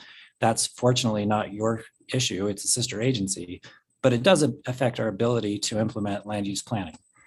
On a positive note, because we have these large property owners adjacent to our municipalities who, when they are willing, when they are ready to invest, if we can open up the ability for them to redevelop in a balanced way. We've got one development outside of Burns, Miller Springs, 1,200 acres that we have the opportunity to master plan and get right. And that the city of Burns and Harney County could feed on that for 50 years. I mean, that could be adequate housing for workforce, for seniors so that they can age in place. For, mom and dad coming off the ranch, they need to be closer to city services. Flat, wider hallways, all those things that we want to keep our residents here and not tripping and falling downstairs. And I think it would also allow us over time to address blight within these communities. That is just the natural course of housing that was built with the midnight special coming out of the mill. Mill closes, you take the lumber home, you build your house, it doesn't have a foundation. Fast forward 70 years, it's not financeable. So, we have those examples where someone owns this asset and they need to realize the value of that asset, even if it means renting it. And allowing it to demolition by attrition, just allowing it to slowly erode. We want to be able to create opportunities to come in and rejuvenate some of that housing and do the infill development. But in order to do that, we have to be able to expand middle income housing and create the new so that we can come back and replace the old. And that means we've got to get more flexible on both the incentive side as well as the regulatory relief side, or we'll be attracting developers that can build those subdivisions and incorporate all of that cost into the housing and prices out 100% of our local market. It will become retirement homes, second homes, and Airbnbs for people that have never lived here. And so we want to avoid that outcome, but it is going to mean sacrificing some of the sacred cows in these rural markets.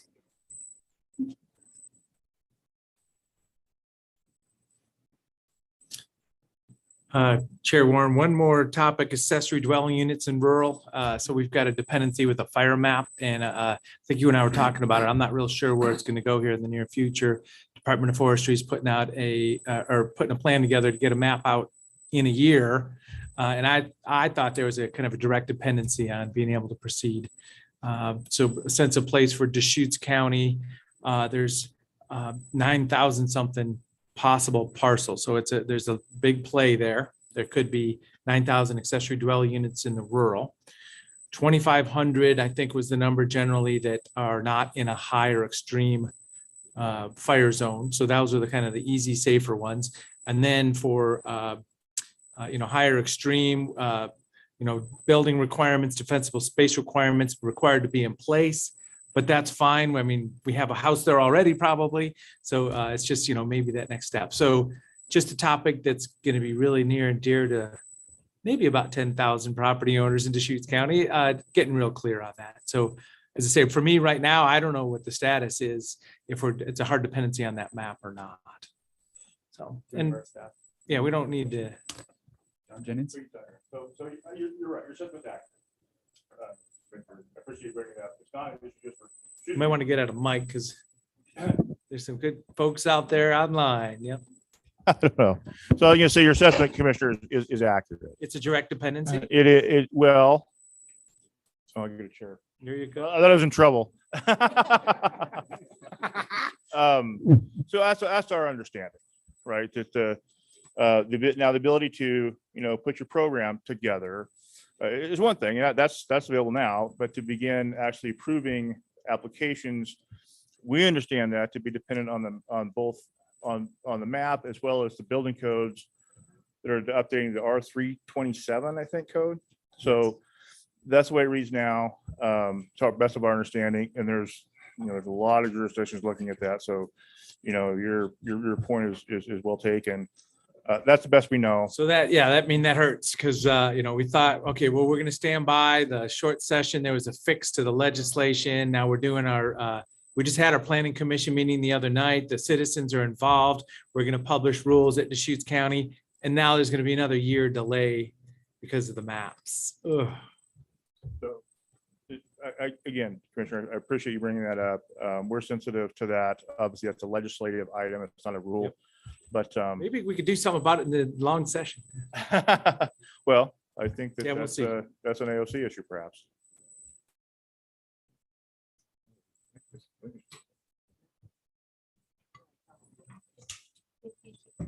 Thank you. Deputy Director Green, is that something we could put in our comments to the legislatures? Whenever the legislature comes up, I look to see if Palmer Mason's on the phone, and I think that he is not on the phone. He might be listening and streaming in because I know he's been shooting me an email. But we usually go through the governor's office or the executive branch, and so to the judge's comment too. I appreciate you bringing up the legislation on your first issue because it's really helpful to know about that. Governor's office, as I understand, it does ask us to work through the governor's office before we head over to the legislature, but we definitely could follow up. And I think staff are well aware of the interest and the conundrum it puts on folks in looking to activate that legislation, looking to build those ADUs, which provide so much benefit. But I think we are just we're all in that same hard pause due to the map, but we can certainly express commission might be freer than staff are to make a comment. So Commissioner Boyer, if you'd allow us to follow up with you. Thank you.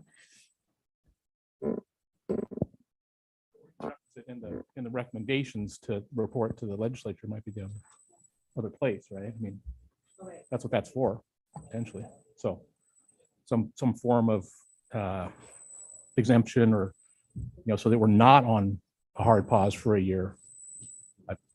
That probably gives folks very little relief, but I'm not sure I'd want to proceed if I didn't know. Yeah. Yeah. Preaching to the converted here, but I think our shared interest is public safety.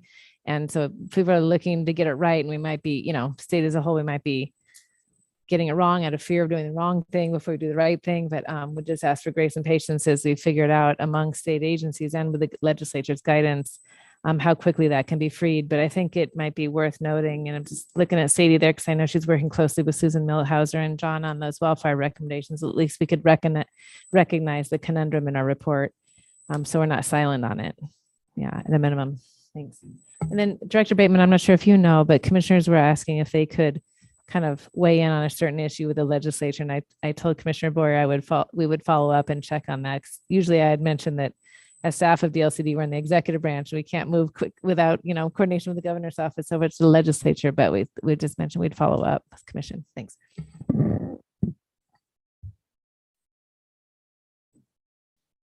Is there anything staff is wanting to drill down on more that we've heard today? I've been working really hard not to say anything. And I've been largely successful, I think. I kind of pretended to bang my fist on the wall when Commissioner DeBone was talking about Section 36, but he's right. I think it's time to time and pastime to see if we can't tie that one off and move forward. I'll just stop. I just want to really thank everybody for being here. We're in John Day, in Grant County, in Eastern Oregon. This is the best country in the country. I think, we've got Highlanders and Vikings and Tigers and Prospectors and Bulldogs and some others here I know. So I really want to thank everybody for a productive session. I don't think we can, I would feel it was remiss if we didn't mention it here, back here, sitting very quietly and listening very carefully. Commissioner Catherine Morrow. Catherine Morrow served with distinction on LCDC for many years. Prior to that, she served Deschutes County very ably for a long time, was a pillar in the local planning program. Commissioner Morrow helped shepherd through some really important, was pivotal on sage grouse and youth camps and a number of things, and is a taxpayer here in Grant County, partial resident. Yeah. So I wanted to recognize that, and more than anything else, I want to thank you, everybody. And I'll stop. I want to keep going, but I'll stop and let my colleagues here. They've been doing a much better handwriting than I do, and been doing a much better job. But thank you very much, you guys. I just wanted to add something from my perspective in the Community Services Division. The different parts of the state need to be recognized as different parts of the state, and it's not a one-size-fit-all situation.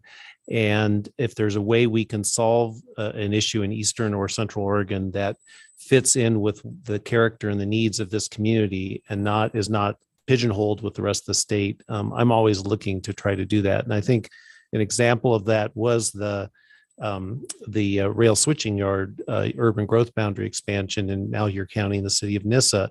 I think that the temptation was to say, what if this happens in the Willamette Valley? And the thing is, it wasn't happening in the Willamette Valley. It was happening in Eastern Oregon, in Nissa, and we have to recognize that. And I think our past director, who's unfortunately passed away, Jim Rue, recognized that as well. And we did approve that at the department level, because we recognize that it's a different situation. In fact, someone did propose a rail switching yard, now that I think about it, in Marion County, right north of Salem, and it went on prime farmland, and it went nowhere because it was a different situation. And we need to recognize that in a lot of different areas when we're working with Eastern Oregon, and it's my commitment, and I think Dawn's and John's as well, to do that and work towards that. Thank you. I just wanted to say thanks to Gordon as well for recognizing that distinction, because we are very sensitive to the slippery slope. We don't want to create harm for the other side of the state or the central part of the state. But I had made the comment in one of our, I'll call it a think tank session with DLCD staff earlier this month, as we were wrestling with this Miller Springs development and how do you allow for expansion that crosses these jurisdictional boundaries. 1,200 acres is huge. I mean, it's a lot of land area. And yet in Harney County, it's 0.000018% of the county's land area. That's 18/100,000ths of a percent. How many years do we want to arm wrestle with that? It's adjacent to the city. The landowner is willing to annex today. Can we not expedite that without going through a lot of staff time? And, I'm using it as an example, but scale matters and context matters. And I just appreciate him recognizing that we are as appreciative of not wanting to create harm for the rest of the state as we hope they'll be for us when we indicate that we have unique examples in our communities that shouldn't become political ping pong balls. I think I want to jump in on that one. Just back to my comment previous, it is an appropriate place for expansion where so much of our farm ground isn't. It's on a rock pile. They can go live with the rattlesnakes up there and be happy. But, it really isn't good usable ground. The AUMs that you would use on that type of acreage isn't, it's nominal in comparison to the rest of the county. And so it's one of those, nobody's going to stand in the way of a project like that, even though it sounds like a lot of acreage. It's not good usable AUM ground. It is appropriate to tie into city services. There is very little around our communities that is appropriate property to do that. And so this is a very unique project for our area to tie into that. The other thing I wanted to mention, and maybe Courtney, this was, I tagged on to the end of it as I came in as a commissioner, but Courtney was more involved in it. But the exercise that the county went through with designating 50 usable acres, maybe you could speak a little bit more to that. Yeah.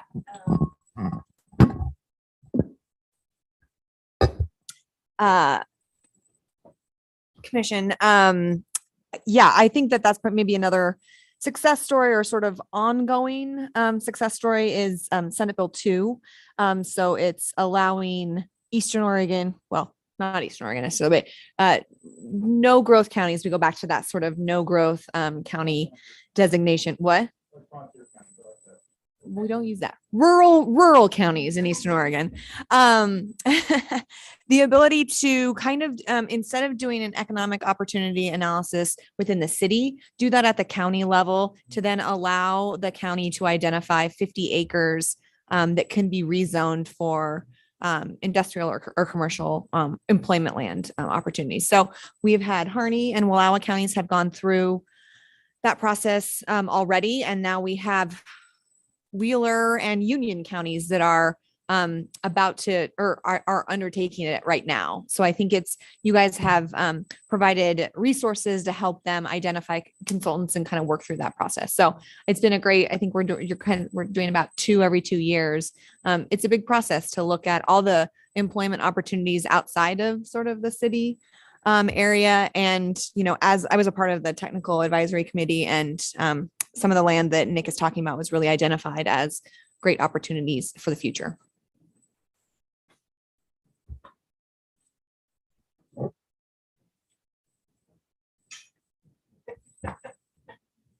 Because staff was invited to share some thoughts, I couldn't help but over the last 3 days observe something that's consistent in all of your comments is how the Oregon land use system has preserved what it means to be a rural community. There's so many states in our nation where that is under threat, in our neighboring states and elsewhere. What is really interesting to me, or maybe one of our challenges as we move into the next 50 years, is how do we sustain rural communities? And how do we invite flexibility around certain challenges that you've highlighted today? So I'd encourage everyone in this room and our esteemed guests and also LCDC as a commission to really think deeply about how we've heard the terminology, one size doesn't fit all, but maybe there is, a method or a way forward that really thinks about sustaining rural communities to maintain the character that they have, whether it's frontier communities or another label that you identify with. These are all ways to describe the pride that you have in your communities and the pride that this land use system has allowed to be retained, because we kind of see that pressure happening in a lot of different ways.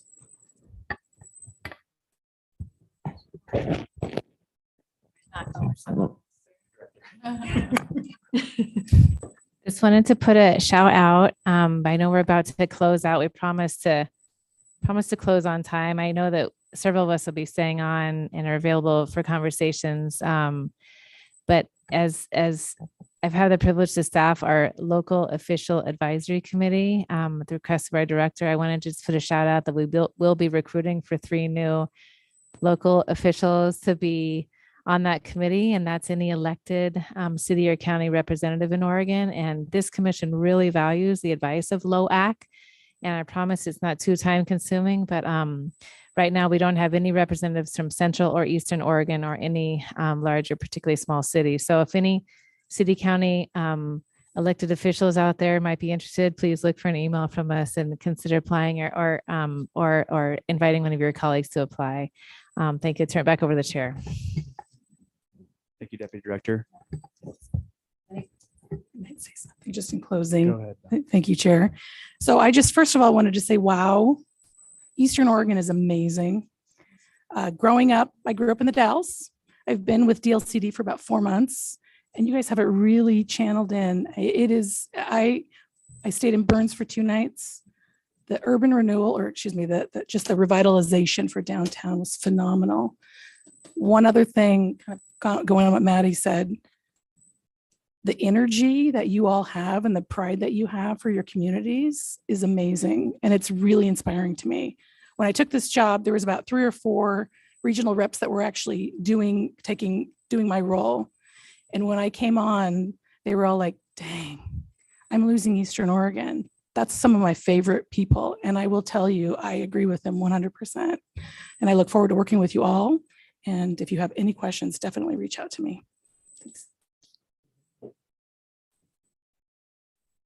Okay, with that, I think we're going to go around the LCDC Commission and just say some final thoughts. And I'm going to start off with our commissioners online, since they haven't had a whole lot of opportunity to interact. Vice Chair, you want to start us off? Thank you, Commissioner Warren. I just want to thank everybody for being there and providing such great comments today. Really, really thought-provoking ideas and concepts, and it gives us a lot to think about. I think it certainly for the 50-year horizon, but also for our shorter term strategic plan that's coming up, even shorter than that for our next work plan for the next biennium. So there's a lot there, and I think there's a lot that we really do need to think very carefully about, and what can we do to begin to address all of the issues that were raised today. I think they're all achievable. And I appreciate everybody's perspectives of really recognizing the values of the system, the land use planning system, but we need to modernize it. And we need to make it flexible. We need to make it work for you while it achieves the overall statewide goals. And I'm hearing across the board that's kind of where we're all at, is we see the values in it, but we certainly need to make some adjustments in a number of places so that it does work for everybody. So with that, again, thank you very much for participating, for such great comments today. And again, I'm just sorry for not being there. Thank you. Mr. Jacobson, any final thoughts? Yeah, thank you. I just wanted to thank all of our community partners for coming and participating today. I'm sorry I couldn't be there in person. And just a little reminder that our local advisory committee is up and going. And I know Deputy Director Green said it several times too, but I'll just reiterate that as a liaison. And that's a great place for local officials to participate and give feedback on an ongoing basis as well. Mr. Lazo? Thank you, Chair. I want to echo what everybody's saying about thanking you all for coming and talking with us today. What I said before were kind of my concluding statements already. So one of the specific thing I'll add is that, yesterday we rightfully celebrated, what I think is going to be a pretty major shift in Goal 10 housing planning in the state, and that it would actually revolutionize how that work is done. What I'm recognizing is I don't know that it would revolutionize what you all need in the land use planning system in the state. And that at some point down the line, I hope that we can celebrate revolutionizing the needs that really serve the communities that you have. I think the ONA process, the regional housing needs analysis, as we know, is aimed at a certain spot. And I think it's fantastic and I think can benefit your communities. But it seems like there is more that can be done. And I hope that we come back someday and are celebrating that very soon. So thank you. So thanks for all your comments today. You leave me a lot to think about while I have windshield time driving home to the valley. But none of your comments are just going to discourage me from having these conversations. So the hard conversations and what our next 50 years looks like. So I really appreciate you guys taking the time. I learned a lot from all of you. I always try and learn something from these meetings, and it just reminded me how much I love John Day. So thank you. I guess I'll have the final word here. Yeah, once again, thank you all. I think that this was a really successful meeting for our staff and for our commission as well. I can tell you that I heard everything you had to say, and I think that we'll be stronger moving forward because of the fact that you all showed up today and you told us your mind and really we're willing to try to find a way forward with us. And I think that's a really key component of what we've maybe been missing in the land use system for a while, is the ability to kind of collaborate on the solutions that we need for you all, right? Because they're different, very different. Even in Eastern Oregon, one community from another is very different, right? So we're not going to be able to find like one easy fix that's going to just, we'll make some new legislation and it'll be all good, right? We're going to have to work with all of you to collaborate to find the solutions that you all need. And I hope that the commission continues to move that forward and really will show how important it is to us to take care or to help y'all get to where you need to get. So thank you again for showing up and being here. Thank you, folks. Oh, with that, I'm going to adjourn the meeting.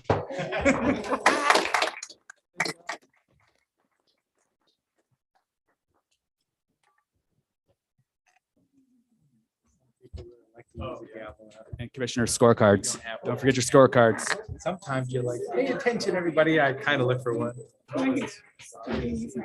Yeah. You're also nice,